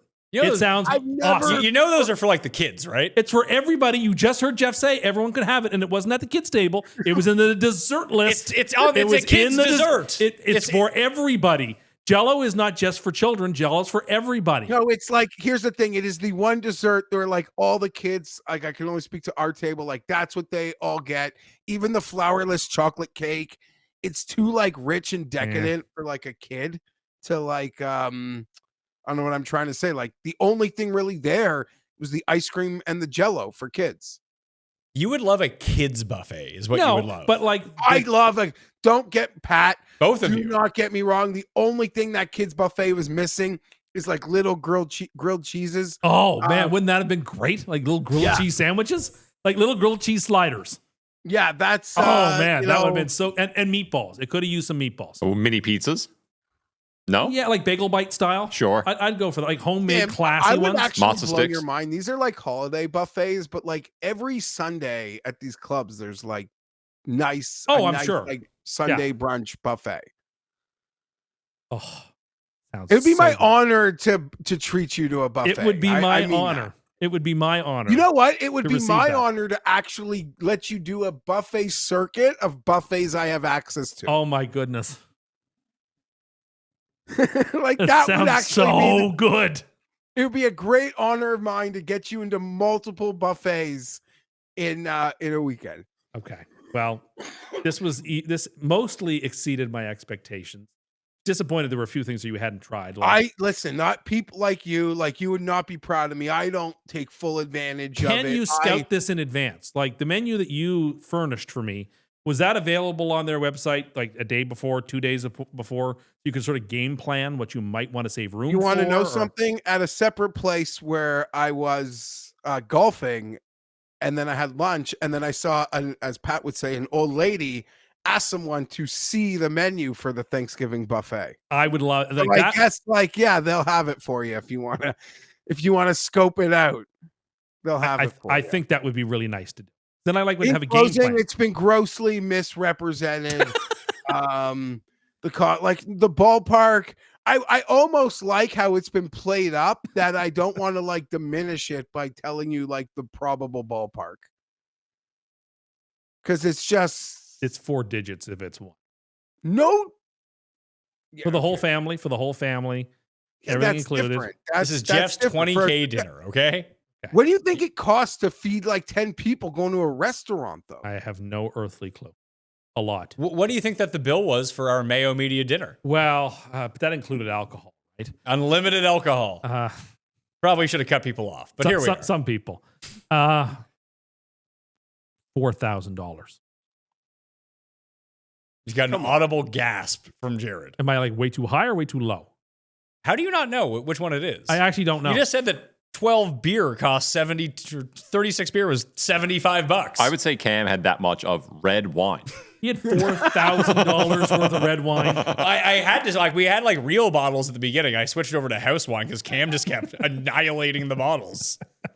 I told him that, we don't have, I apologized to him because like there was no Malbec. I know that he had diabetes. He's like, screw it. I don't know who it was at the table who said that Cam had such fantastic table awareness that he could keep waving his hands And not hit anything. and not hit a single thing while he was waving his hands. Right, I And think that was Rob. maybe someone had like it was like a perfect description of the He table I can wasn't wave his at. hands. He like, he wants to try what you ordered, so he's like in on everything. But again, it's like an honor to be at a table beside Cam eating, just like it'd be with you, getting to treat Well, you. too. I'm honestly, and I'm not joking. Like I'm honored just to hear about it. Like it's awesome to hear about the dinner. I loved getting the photos. You know you can do things like this around I here, love right? getting the It's just you would photos. have to pay for it. I loved seeing it all. I liked like in my mind experiencing it as you were like experiencing I it. guarantee you, like the nice like the finer hotels in Halifax, Yeah, probably yeah, like but, like- crazy Yeah. Thanksgiving, Christmas buffet. I'm sure they do. We were going to do one on Monday because with my side of the family, because my wife's side of the family came on Sunday. But apparently my side of the family also did something on Sunday. They just knew not to talk to me because they knew I was working on a Sunday. They just had dinner without me. But we were going to do something on Monday with them, and we were going to go down to a hotel. We looked into it, then it was sold out, so we couldn't go. I bet you it was very similar to I bet you it was really good. Did they have the Jello with the gummy? I doubt it. Like I don't want to like beat this to a pulp. You but, can like, make that at your house right now. I mean, you can't, but I want you to take a picture of this I afterwards. was so taken with that idea that it like made me happy for the entire You're evening. like fascinated by like the most basic thing there. It's true. Well, no, I must say, I do not get as fascinated with buffets because I don't like to completely gorge myself and overeat. Just, it's too much food. well, the thing is, like, we don't see buffets that often anymore. Buffets are like a You could Okay, go well, I to don't. buffets. Like it's a real treat to have a buffet. You And just I don't wanna- take it for You go to granted. Mandarin? No. I think it closed down. There is one like down the street that's a Chinese food buffet. Oh yeah, I don't think it's very good. You don't care. You have no discernible taste People between who good are food and bad larger food. have a better sense But of what's like, good. No, and they Here's the don't. They thing, eat. like- That is absolutely not true. Not true at all. People who are larger, you think have better taste? They don't. They have no discernible taste. They'll eat anything. No, please. Those grilled cheese sliders. Now, Jeff, I can't stop thinking about them. They weren't even there. No, they're. I can get you. I know a place that does those though. Another thing you could just make. I know, but it's something about like being there. Like it's done just right. I love. Yeah, listen, getting to crush from my kids like chicken finger, grilled cheese plate. Even I'll go to like a wedding or a bar mitzvah, and I might always still find my way to the kids buffet because that's where the chicken fingers and grilled cheese are. Grilled cheese, I found that mini grilled cheeses are pretty common, like wedding intermediary food, like the midnight snack or something like that. Not chicken fingers. Like, who says no to a chicken finger? Sure, but it's a wedding. You try to class it up a little bit. I bet you these were very classy chicken fingers. I don't think you can. And the way have Jeff described classy that, like chicken sauce, fingers. like that sauce sounded like He said it was fucking plum sauce. a sweet and sour plum. It's like a some- nicer cocktail finger yeah, sauce. yeah. I But bet it was real let's- good. Listen, it's You got that fancy plum sauce. You're do not you? just picking that up off the shelf. listen, at I restaurant. promise you, I'd give Tim a taste. He would vouch for what I'm Again, saying. he has given a 10 out of 10 review to 38 pieces of food he's never had already. Yeah, and he's also given like 10 out of 10 reviews to Gruel. Not gruel. It's an MRE. The only thing that he didn't like was that pickle burger from KFC, and still that was a 5.5 I out wasn't a of huge 10. fan of the McVeggie either. You like the masala burger spicy was- masala you were all in on. Shockingly delicious. Someone you made could eat a masala about as fast as Dylan Gabriel throws a 6-yard pass. It's true. And you eat like a psychopath around it. Many people have been talking about I just this. like to reward myself with the best bites at the end. But anyway, Let's get back to the games. sorry. I know we indulged way too long there, but I feel like whatever. This one was for you. But this was me. I really, really, really wanted to talk about it. And so now I feel much better that itch has been scratched. You know what? You've been happy to like call me last night to have done this. If we weren't doing a show, I would have wanted to do that. Yes, this conversation would have taken place on a telephone yesterday if I knew we weren't going to be doing the show today. Could we get Jell-O with gummy bears on Cust Eats? Maybe. Wouldn't that be something? Maybe he'll have to make them and then bring them in. Oh, But you only get one shot at making them. you can make them the night before. It's You can perfect. make, you know what? You can make them here while we're You watching could the game. make them on Sunday morning. Like, you could make them at 1:00 kickoff. They'd probably be ready for the Oh, would Sunday be. nighter. Oh, yeah, it so, would. Maybe we'll film you doing that. Oh. yeah, do it. Yeah, sure. Get I'm him a up for bag that. of Haribos and go Well, to town, buddy. There is something that we have to start doing a few cooking shows because now that my wife has been at home for a while, now we're all of a sudden redoing the entire first floor of our house, Jeff. Describing. Oh, yeah. Yeah. So our kitchen is getting completely redone. So I'm trying to figure out a way where I can get the company to pay for it and not me, make it a business expense. Oh my goodness. So the only way I can really do that is if we start filming cooking shows in our kitchen, which now we're going to have to do. So that's There's on the like docket for levels- 2027. There's like levels to the shit you're trying to pull, and that's a pretty serious level to work a kitchen reno. But props to you. Yeah, let's go. I'm sure Tim will be so jealous of all your new appliances or what have you. I'm going to be jealous of our new appliance because our appliances fucking suck. They're awful. Anyway, And the island is too close to the table. I'm just Yeah, I'm you gotta- very, you- very it's happy gonna now. be, buddy. I know it. That I got 3 kids, 2 dogs. It's a wild one. Yeah, it needs open space. Yeah. Giants in Denver is the first game of the later slate. The Denver Broncos back from London. 7-point favorites against the Giants coming off a big win. They got extra rest, 40. I'm taking the Giants. I'm not. I'm teasing down the Broncos. Yeah, I feel like this could be a very big Fienberg type just because you're teasing down. I mean, I would tease down the Broncos too. I think the Broncos win the game. Broncos. No. The Giants lost miserably 2 weeks ago to the Saints. I agree. Like, don't be fooled by them beating a divisional opponent. I'm not fooled that like they're a good team. I'm a bit skeptical about this Denver offense. I think their defense is good enough to win this game, just like they did in London. But back from London, facing a team with more rest and a team that's just going to try to bang it up the middle. Like, as long as Dart doesn't throw that much, I think they're fine. Super Bowl rematch, too. I like Denver in this game quite a bit. So, I mean, the problem with Denver, like I said, I think they're an average quarterback from being a true Super Bowl I think that's disingenuous. I think Bo Nix is like a right around a mid-tier quarterback right now. Well, then they should be a lot better. If he's mid-tier, then they can win the Super Bowl. I don't know if he has. Prove me wrong.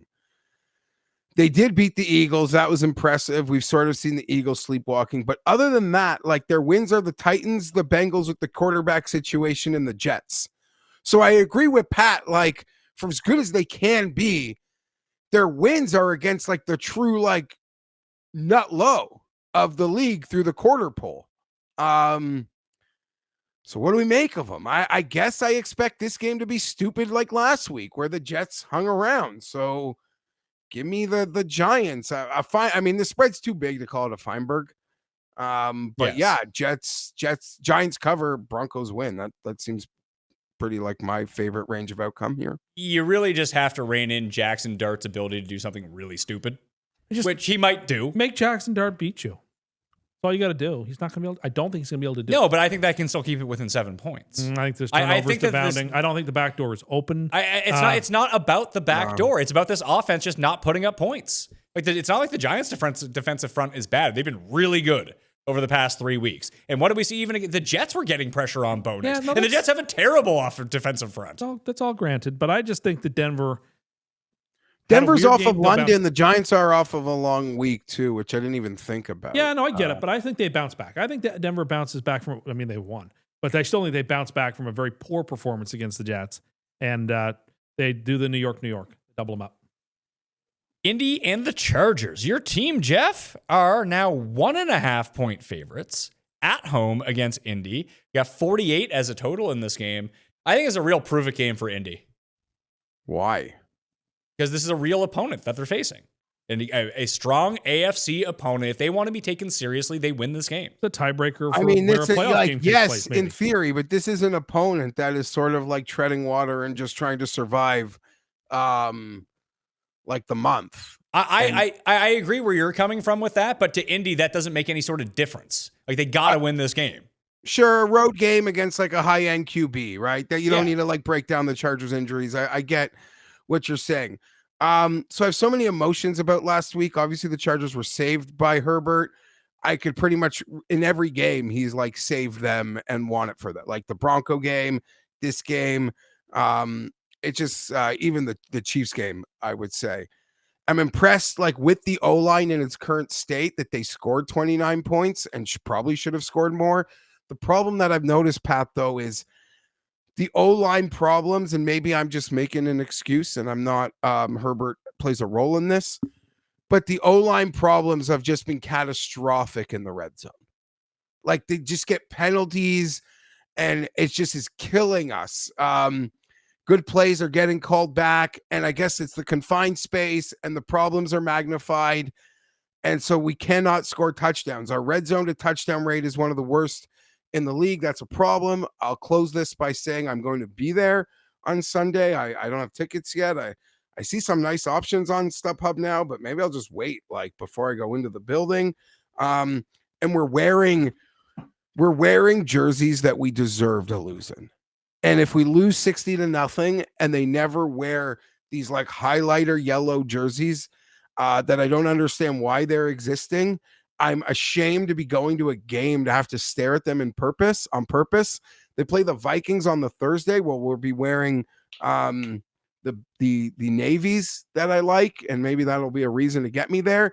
And because I think maybe they'll have specific Navy merch in the merch shop that I might drive 2 hours just to hit up the stadium store on a day we're wearing an alternate that I like, just to get some stuff that reminds me of when I was 12.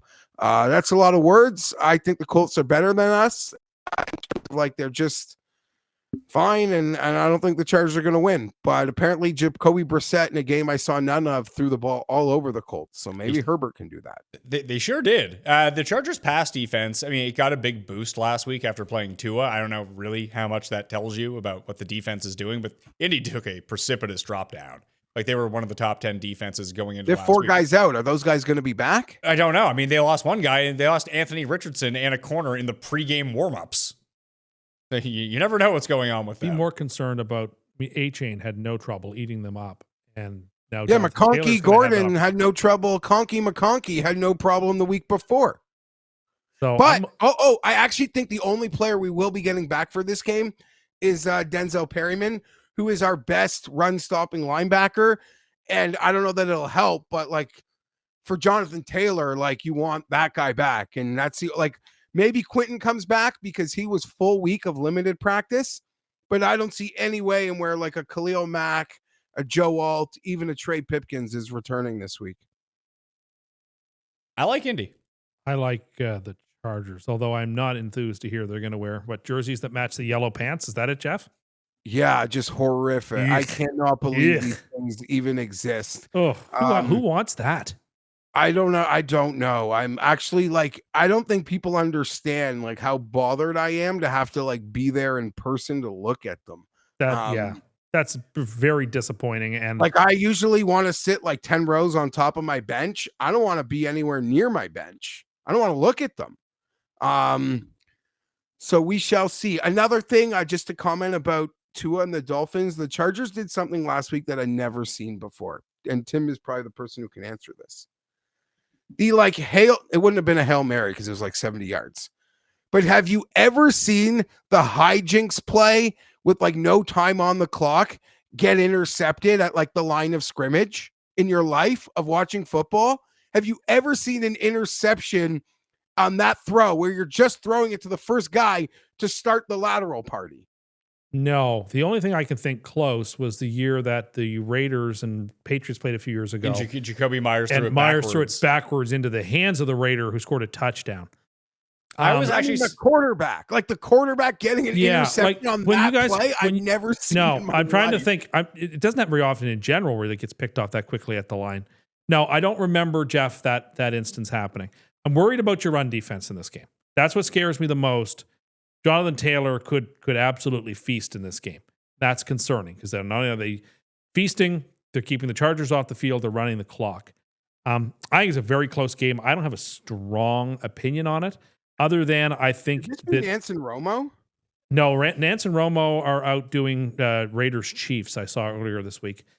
I think you get the second crew. I think. Where's Brady? Fox, probably Washington, Dallas. Yeah, I would guess. That's the game of the week. Yeah, of course. I think the spread is a point too short. I think these teams are basically co-equal, and so I think it should be Chargers by 2.5. So I will take the Chargers here because in a game where I don't have a super strong feel, I think the extra point value on the Chargers makes me take them, but I have no confidence in it. Just like being a fly on the wall in some chats with like nerds who are, model this shit and bet for a living. It does seem like they're not confident in what the Colts secondary health situation is going to be. And there has been like a bit of early steam to the Chargers, which I don't even know if that matters. But yeah. I hope the Colts secondary is did you see the stats though from Brissett from last week? Like the advanced. As someone who had a significant amount of money on the Colts and was dining in CLV of 3 points when Jacoby Brissett became the starter. Oh, I watched that game and I saw what he did to them. But like the Kyler stats week 1 through 5 on like completions of 20 plus air yards, 30th in the league, attempts of 20 or more air yards, 24th in the league, ADOT 31st in the league, total air yards 30th in the league. And then last week in all those categories, Brissett 1st, 2nd, 8th, 1st. Like it was like a different offense. Yeah, I agree. I don't know if Brissett keeps that up. I still think the Colts. Was that like that? I don't want to overrate it because the Cardinals' game plan was to pick on like a crushed Colts secondary. But I don't know, man. I think if you push on the Colts, you can knock them down. Yes, I agree. I'm still not like they're 4-1. They play good football, but they score. They can score. They're 5-1. If they get a chance to win this game with the ball at the buzzer, I have confidence that they're going to get down the field. That's where I'm at with the Colts. In the end, it's a super close game, and the Chargers have the better quarterback, and they're laying less than 2.5 at home. That's enough for me to take. If the Chargers got the ball with a minute left, needing 3 points, I would trust that Herbert could get them into Dicker range. I would agree too. Give it to McConkey. I mean, to give Herbert his credit for the end of the last game, it was McConkey that saved you. Really, I mean, he made that play. He did make the play, but they used that play to go win the game. They still had plenty of time to get down the field. No, absolutely. Like, even if he just catches the ball and steps out of bounds, like there's still no other way to get it. Absolutely agree. I don't. Yeah, if that's an 8-yard reception, they still need 1 first down to get it to where Dicker. No, I agree. I'm just saying McConkey made the play of the game.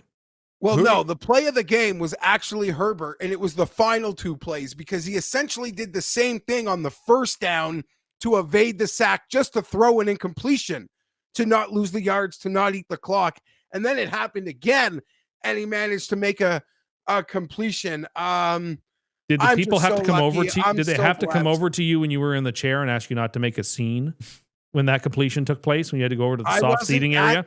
I would not be, out of respect for the institution, I wouldn't watch a Chargers game there. Okay.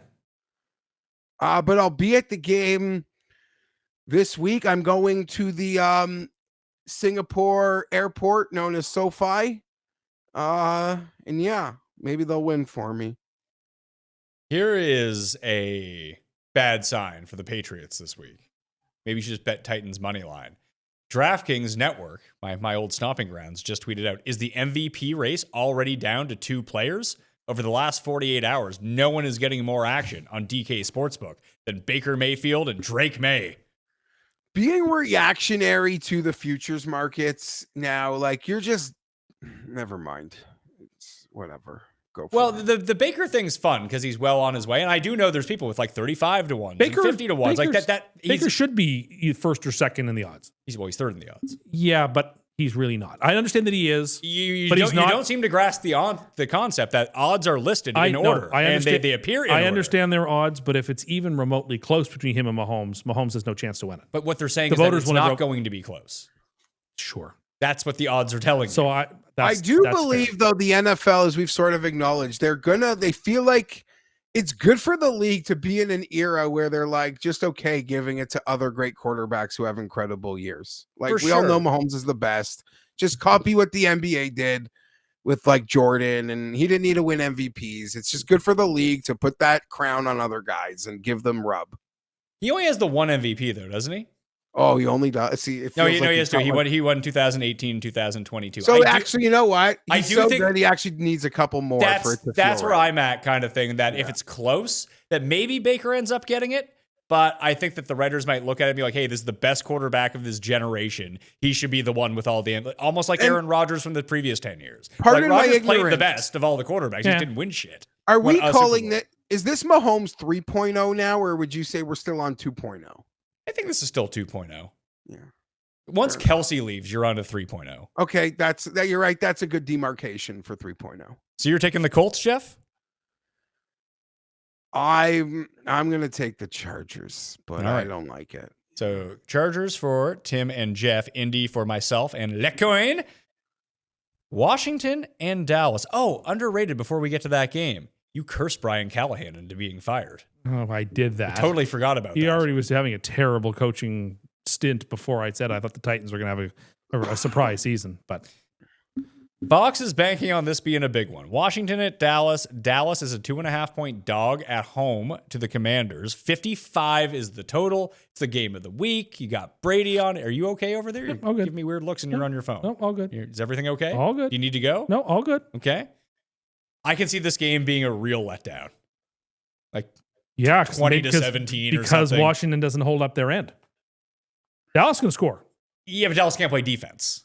You're right, but when you say letdown, you mean like a hard under? Yeah, just a game you're watching, like, what the hell is going on here? Like, why can't either of these teams, like, you're just looking at it like, guys are wide open, no one's completing shit. It's like one of those like weird games that you watch. Isn't this the biggest total of the week too? It is. It's by far the biggest total, by 2.5 points over the Monday Nighter to Tampa and Detroit. Just I sometimes I get into these spots, like everyone's, oh man, it's gonna be 47-40. It's gonna be like an action-packed, like 80-yard touchdowns, and you watch it. It's like guys running the ball and taking sacks. Losing. I paid for my ticket last night when the Mariners hit their homers by making a bet on the Bears, and Washington. how do I put this? Like, I feel like their win over the Chargers was in a way misleading because the Chargers had no offensive line or defensive line that I thought maybe they were made right.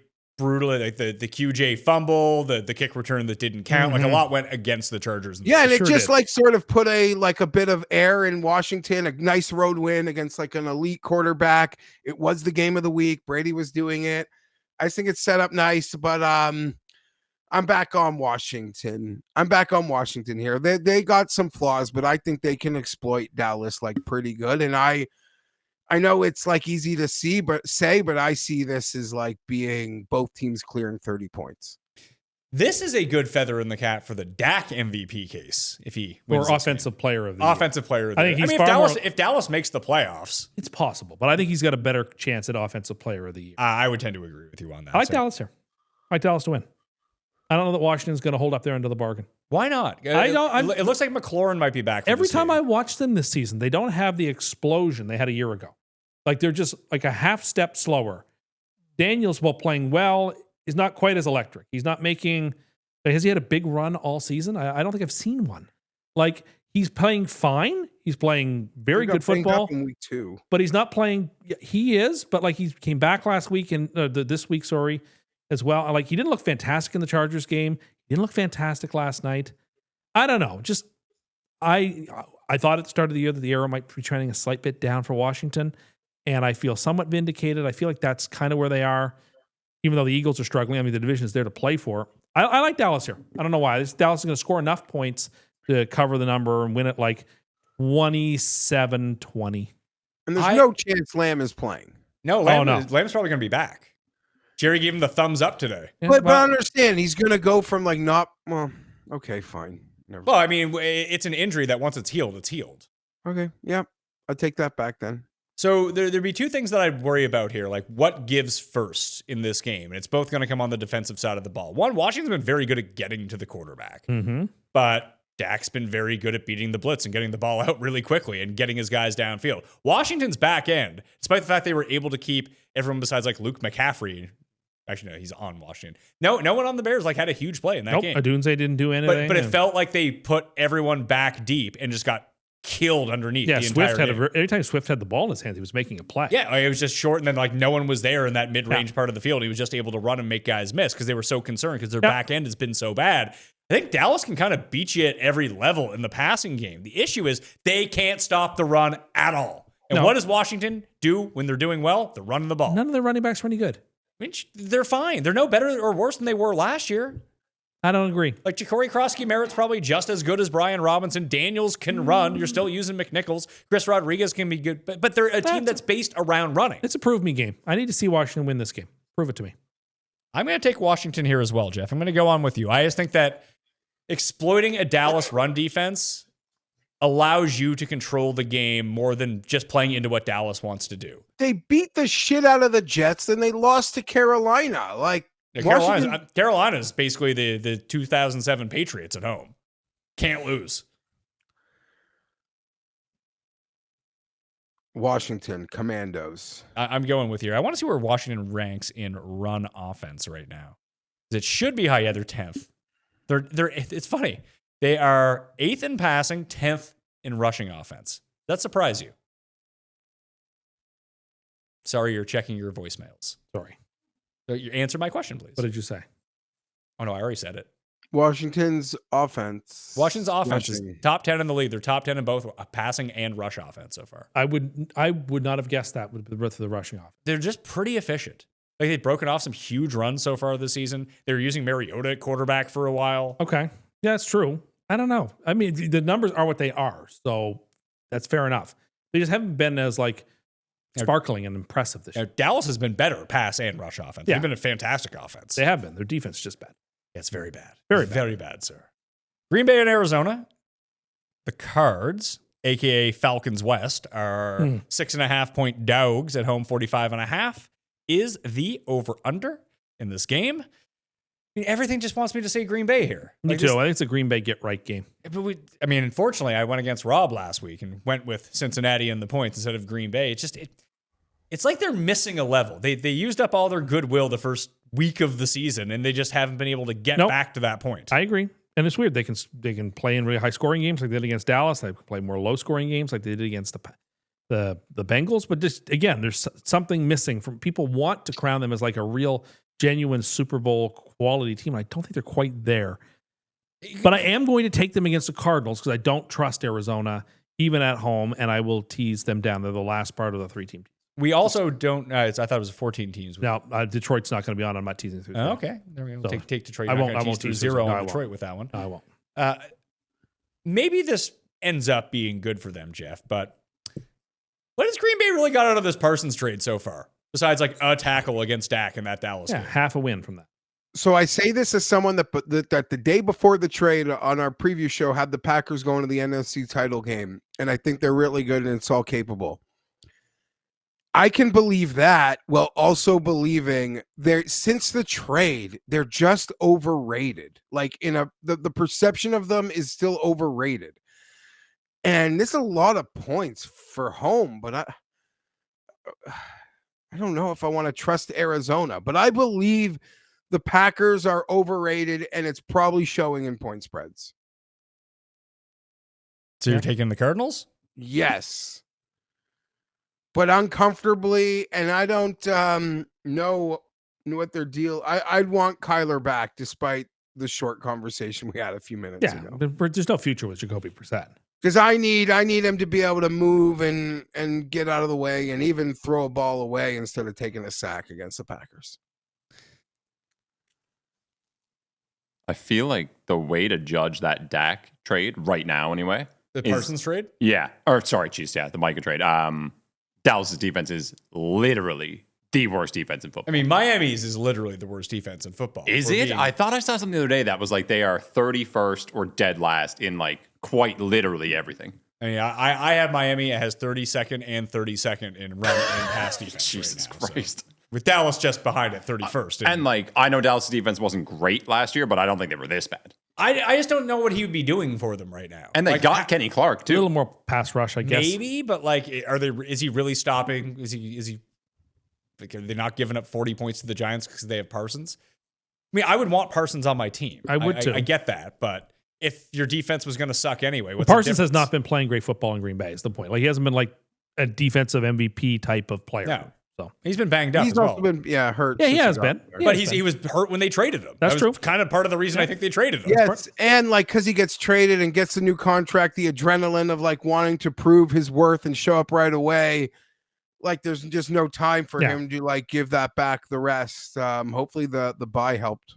I feel like getting traded right before the season doesn't help either. No, that's never usually a great thing. So maybe in the second half of the season, he's absolutely fine. And is they use him in ball. different schemes. Yeah, they aren't just using him a third down for pass. Maybe that's fair. I guess my pushback here of why I would like Green Bay the most is that their pass defense has continued to be one of the best in the league. Whereas I don't know if Arizona can run the ball effectively enough to score points. So if you're going to take away their passing game, and probably no Marv. No.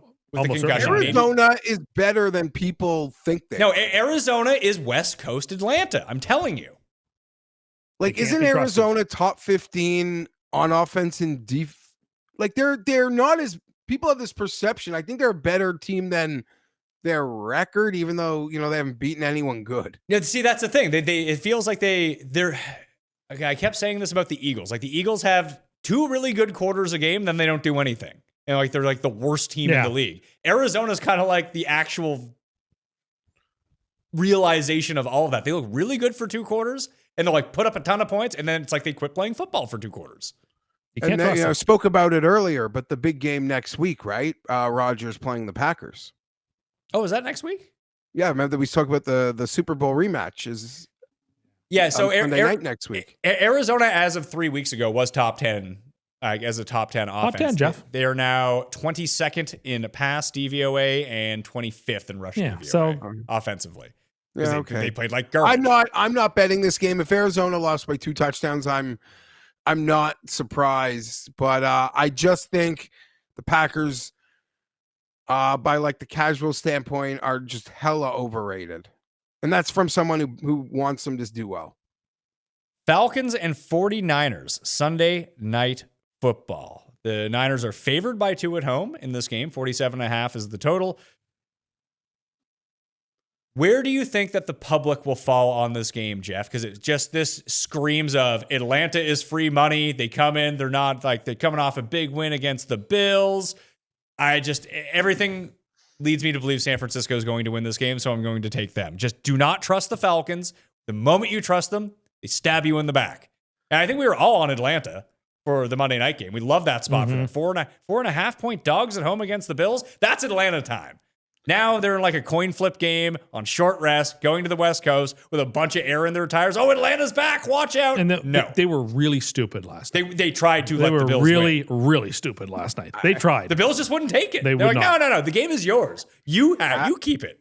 I couldn't have said it like any different. That's my exact handicap on the game. It's a ridiculous handicap, by the way. Yeah, I agree. Understand that, like, but that's I got I'm no at. idea what like the model would say, what the number should be. I don't originate shit.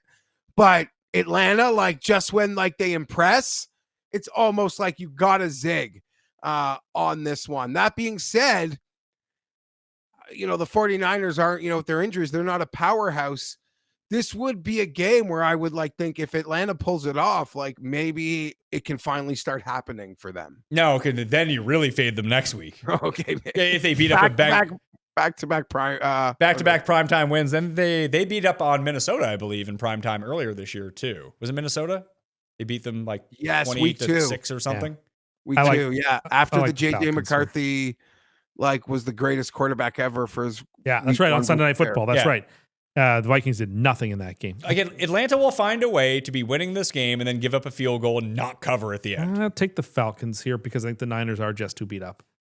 Kittle? Mac Jones could barely walk into the end of that game. Well, I mean, you might get Jones or Purdy. So Atlanta's defense has really been the fifth. I am the third revelation. They've been excellent this season. Yes. And now AJ Terrell is back. They're even better. If there's a coach that I would think that can kind of pick apart a good defense, it would be Kyle Shanahan doing the weird. Hey, all of a sudden Kendrick Bourne is wide open and running like a deer down the field. And Kittle might be back for this game, and Ricky Purcell might be back for this game as well. And maybe one of Juwan Johnson's 5 broken ribs heals. Can't have 5 broken ribs. And a high and low ankle sprain. He should not be playing football right now. I would tend to agree with you. He's not on IR, but he somehow has 5 broken ribs and 2 ankle sprains. He's playing in the game. Something doesn't add up. Anyway, I just think the Niners are still not healthy enough, and I don't trust them enough. Take Atlanta. Not that I'm trusting Atlanta. It's really a play against the 49ers. See, I just, in this spot, the Falcons aren't big enough dogs for me to be perfect spot for the Falcons. I know that by the time we get to game time here, I could see this being Atlanta -1. People are going to love Atlanta this week. At least that's my perception. I don't know. I know not to trust them.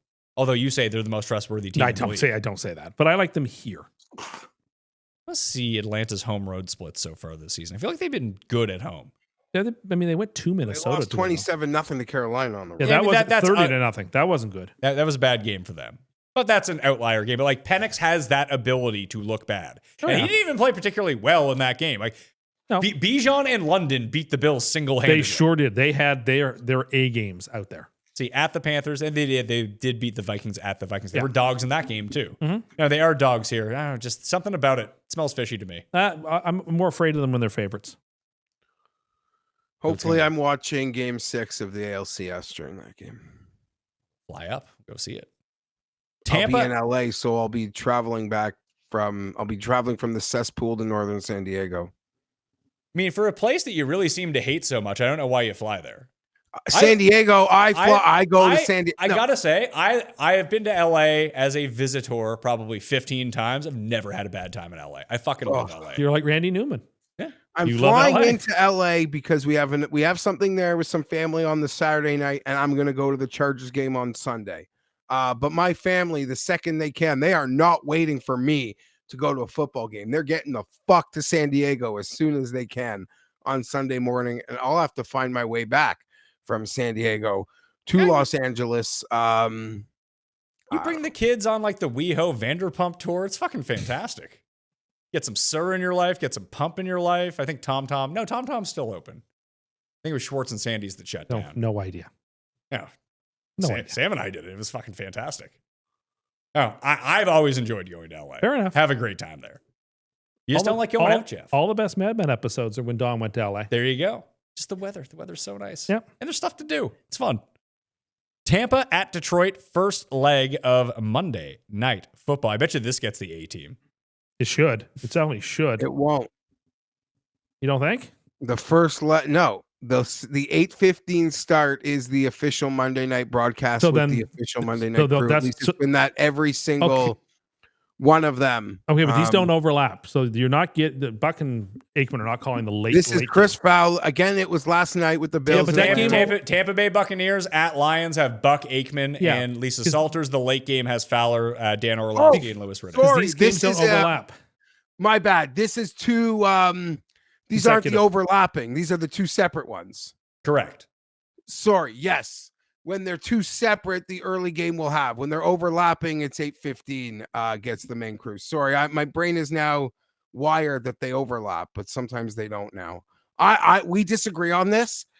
I don't like when they overlap. I need standalone football as standalone football. But I love when they overlap. It's the best. I like Detroit in this game -4.5. I like this to be an ass kicking. I agree. Tampa's got injuries. I don't want to say like they deserve everything that's happened, but you know, they can they're going to get knocked down a bit here. This would be a big feather in the cap for the Baker MVP case. Oh, huge. Should that come to fruition. Yeah. Tim? No, I got a text from somebody that made me think that Shedeur was going to start. Really? You can say that. But I don't see any confirmation of it online. So was it from someone whose name is B and S? Yes. So the guy who, if there was a short bus to take you to work, he would ride it. Is the guy? No. His name starts with B and ends with S. Oh, okay. No, okay. Not who I was thinking of. The guy who just makes stuff up. No, not him. Not him. Okay, I don't know. I don't see that being confirmed. So I'm sorry. In this game, Tampa at full strength would be very close. They'd be a 3-point dog or a 2.5-point dog in this game. It'd be like a coin flip game, but that's not Detroit what we're doing. Detroit will get right up off the mat, particularly at home. I think they'll dispatch them at home. Houston and Seattle. Seattle favored by 3.5 points. Houston coming off the bye week. Maybe they've figured something out. They did win 2 games in a row going into the bye. They played the absolute dregs of the but week. they won 2 games going into the bye. That doesn't matter. Every time they played a good team, they fucking sucked and haven't been able to score points. I'm picking Seattle. This is a big game for Seattle to do it against a good defense. Yep. Prime time. And I just don't know if Houston can block Seattle, Geoff, would be my entire case here. Like they played Baltimore and Tennessee, who literally can't do anything. Now they're playing a real defense. I love Seattle here. I haven't really mentioned not much that I'm considering for Superlock. Absolutely. This one, you mentioned how they can't block. I'm starting to think Seattle might even be underrated. This is just a bad spot. This late game in Seattle for Houston on a Monday. Seattle alts, Seattle potential Superlock. Okay. Well, I like Seattle a lot too, not quite as much as Geoff, I guess, but I do like them quite a bit in this game. I don't think the Texans have enough offensive firepower to keep up. I guess I'm torn on this hook. Seattle plays with its food a little bit. Yeah. Sometimes. Yeah. Like even against Jacksonville last week, they were begging for Jacksonville to get back in that game. That's fair. I think it's going to be a very similar game to that. A low-scoring game where the Seahawks win by a touchdown. I would just think that Houston's defense can come up here. And again, this is a game where Houston should be able to mitigate some of the efficiency of the passing game. Like, realistically, their passing game is JSN. That's it. That's their biggest component. And he's been excellent. It's not Bobo. It's not, has Bobo, we saw Bobo as one catch, your boy Bobo, one catch this year. They have to use Bronson Arroyo instead, and AJ Barner out of the, just coming off the edge. But this could be a game where Kenneth Walker rushes for like 200 yards. But they refuse to unleash him. They're like, we need to get Zach Charbonnet. Yeah, Charbonnet, the Charbonnet vinaigrette at Jeff's 20K dinner, coming in with lead feet and just stomping for 1 yard every single time. If they unleash Kenneth Walker, maybe that's a go. It's Houston's offense. Yeah. Can they score enough to make this close? Because I think their defense will keep them in this game. But this like reeks of almost, maybe it won't be as bad as the Rams-Baltimore game last week, where it's just like 17-3 and Baltimore It could just be the Houston-Tampa game from like 4 weeks ago. But they would cover that number in this circumstance. They would. I could see that. Like if that's like that. That's what I worry about with Houston. But they are going on the road. I don't know. I'll take Houston. I have no by 3.5 beaks. 3.5 Texans. Lasso. I was gonna say Yar, but that's a pirate. Yeah. A Texan is like a bull. So like Guns. No, it's like a bull. Shoot So you like 3.5 guns in the air. yeehaw. Yeehaw! Ha ha ha. Ha. Ha. Ha. He. He. There's no ha, just a he. Hee ha, hee ha, hee ha, he. For the Texans. Superlocks for the week. I should just consult the coin on this fucking thing. Super confident. Oh boy. I'm Patriots. deciding between two. Give me the Patriots. You're taking the Patriots? Yeah. All right. That was one of mine. I was eyeing That one or too. Houston. I mean Seattle. Quick question. I'm still alive in one Survivor that I'm trying right now. I was thinking about the Patriots, but now I'm like scared of that game. Yeah. Like a big road favorite. Like, I mean, I haven't used Green Bay because I'm still in that. I've used Denver. I don't think I've used the Chiefs. Do I just use the Chiefs? I mean, you think they're going to lose to Vegas? So do you really want to use the Chiefs? Yeah. I just want to stay alive. Yeah. That's all I'm then yes. Too many people like we're Then down yes. in the one that I'm in, Jeff, there's I believe actually I can just look at it right now. It gives me a percentage of the people that are left in the contest itself. I think there's like 13% of people left at this point. I just want to stay alive. Yep. I'm not ready to make any decisions, but yeah, New England or Kansas City seem like where I'm gonna be going there. As for my super lock, I guess just to diversify, I'll change. But based on what I said, as much as I mentioned Superlock more in the Seattle game, I had a very vulgar description that I don't want to repeat when I mentioned what I thought Mike Vrabel was going to do to someone who may or may not own the Tennessee Titans on Sunday. And that comes with a double-digit win, but I'll take Seattle -3.5. Oh, you're taking my Seattle. I thought you were going to double up with Tim and take New England because the last time you guys were on the same one, you got eliminated from Survivor. We sure did. We have a history of that. I will go with. I think I'm between right now. I like Green Bay 6.5, just because I kind of laid out that case of how does Arizona score against this defense. I like New England. I like the Giants. I think I like Detroit the best. I will take Detroit -4.5 on Monday Night Football. Okay. You're going to get your first win. Good job. Hope so. Haven't hit rock bottom. I'm not, and I can't go 0-17 in Superlocks. No, you have a push. I pushed week 1. There you go. It can get better. Recap your free money. It is a 6-point teaser. Yeah, I was debating between 6, 7, but I ended up going with a 6-point tease. And, my tease is Packers, Patriots, and Broncos. That's a parlay. My teaser, sorry. That is a 6-point plus 140 teaser. Get on the board, you said. All right. We'll do it on the Pat Mayo Experience. I want to thank Jeff. I want to thank the coin, Dayton, and Jared behind the camera. All of you great people, please share the show around. Smash the like, sub to the channel, do all that fun stuff. And Tim and Cust. Tim and Cust. Not my name. For being here today.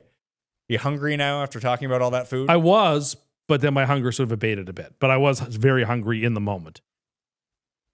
What are you doing for dinner? I have some leftovers. I ate leftovers the last 2 days. I'm done with leftovers. I've ate all the good parts of the turkey. I still have some leftovers. So white meat, dark meat, it'll all be served. Thanksgiving. You're a dark meat kind of guy. I do prefer the dark meat, but the white meat's fine. I have switched over the course of the years. I used to be a big white meat guy. I'm a big dark meat guy now. Dark meat is tastier. I like it all. Yeah. I mean, I'm not going to say no to it. No. But I also don't eat gravy, so that's not a part of what I do. The white meat can get kind of dry. I like to put the gravy more so on the potatoes than I do on that's weird. I'm not big on mashed potatoes. I'm not usually, but with a roast turkey dinner, it's fine. It's traditional. It's okay. I mean, you don't have to eat something just because it's traditional. No, but I'm not against them. Like I'm not against. I don't have them very often. I have them like 3 or 4 times a year. This is one of them. They're skibbity. They're fine. You got to go. Okay, we'll let you go. Jeff. No, I'm seeing some of the stuff for that Chargers Vikings game. We're wearing our navies. I just saw like a mock-up of what the field paint's going to look like. Yeah. He has to go to that hellhole Los Angeles. Yeah, oh my God. I'm actually thinking about taking the there's like a booze cruise from San Diego. That sounds Not like an actual actually, cruise, but it's the North Bolt bus. That We're gonna get sounds on great. the Bolt bus, boys. That Sounds sounds fun. great. I bet you if you want to get on the Bolt bus, there's a few people that are watching this show that we know down in like that area who probably drive down to San Diego to take it with you. You imagine how good the Los Angeles buffets are? You know what, Pat? Actually, I'm who's going to this Vikings game? Who keeps talking to me? Who I like? I don't mean like talking to me like they're bothering me, but our boys, Fantasy Golf Insider. Oh yeah, they're going to be in LA for that game. Yeah, Bergerson and Zach. Yeah. One of them is going to be there. So, and the Vikings are going to be like 80% of the crowd. Chargers will get their ass kicked. But, yeah, that's me. I won't be here next week. Maybe you guys will get Cam. That'll be fun. Yeah, that's the tentative plan once I run it by Cam. But you'd be good to take Cam's place on Best Bets? Yeah, you record that Thursday morning or Wednesday? I'll make it work. Yeah. I'll have to confirm. I don't know if he's got 3 hours in him. Might have to dig Garrian up from the grave. He won't want to talk to me. Why? Oh yeah, I can't imagine he'll ever want to talk to you. He's on the show this week too. Oh dear. On Sunday night. There will be an airing of grievances. Oh, do we know? Hopefully we're still alive. Do we know anyone who's a member at Shadow Creek by chance, Jeff? Because I need to get a time there for next May. I don't know any. That's Vegas, right? Yeah, because I'm going to play the Utah courses. Tim Butts and I are going to play, but we land in Vegas at like 10 a.m. the day before. That's like the only flight we can get in. To get to Utah, we have a car rental, and like our clubs are going to be there. We want to play a course in Vegas. I'd love to play Shadow Creek. I mean, I'm always down when our audience wants to like suck up to me, but no one has ever mentioned Shadow Creek, so I don't know. That's a big one. Yeah, it is a big one. If anyone out there is a member at Shadow Creek and would like to host Pat Mayo and my good friend Tim Butts, we'll pay you for it. Obviously, we just need to get on the course, and you can have a couple lots. This is not the Jeff. If you're a member at offer. Shadow Creek, you get buffets that are way nicer than the ones I go to. That is correct. Okay, That's They for have sure. cocaine in them. Just pound, just in giant stacks of them if you just want like it. it's just like Scarface. Yeah, it's a Scarface buffet. The most exclusive club in Vegas. Okay. I don't want to play the Win. The Win seems like such a novelty. Go play Summerlin. I played Summerlin a bunch of times. Shout out Scott, who always invites me out there. I mean, I would go play Summerlin again, but like I always play Summerlin when I go down. Right. It's fun because you know the course from the PGA Tour to go play it. And just every time I stand on that fucking 17th hole, just when Martin Laird took my goddamn money with the chip of his fucking lifetime. And I tried to hit the chip. You know where mine went? Directly in the water. Oh, dear. Where his should have gone. Oh dear. My highlight at Summerlin, Tim, was almost making a hole in one at the hole that's right beside Miriam Adelson's house. Oh wow. That Pretty was cool. my highlight of Pretty cool. Summerlin. Yeah. We lost after I 3-putted on 18. It's not good. Jeff I won. missed the birdie putt also. But it's okay. Yeah, me and Joe went down. Joe was having a day though. Yeah. Or was it you and Joe against Scott and I? No, I can't remember. I just remember me missing the putt. No, it was Scott and I. Yeah, because I ended up missing the putt. Terrible scene. Anyway, Shadow Creek, let me know. All right. MayoMediaInc@gmail.com or just like DM me on Instagram or something like that. All right. I'm Pat Mayo. Thank you all for watching. Smash the like on the way out, and I will see you next time. Pat Mayo Experience! Experience!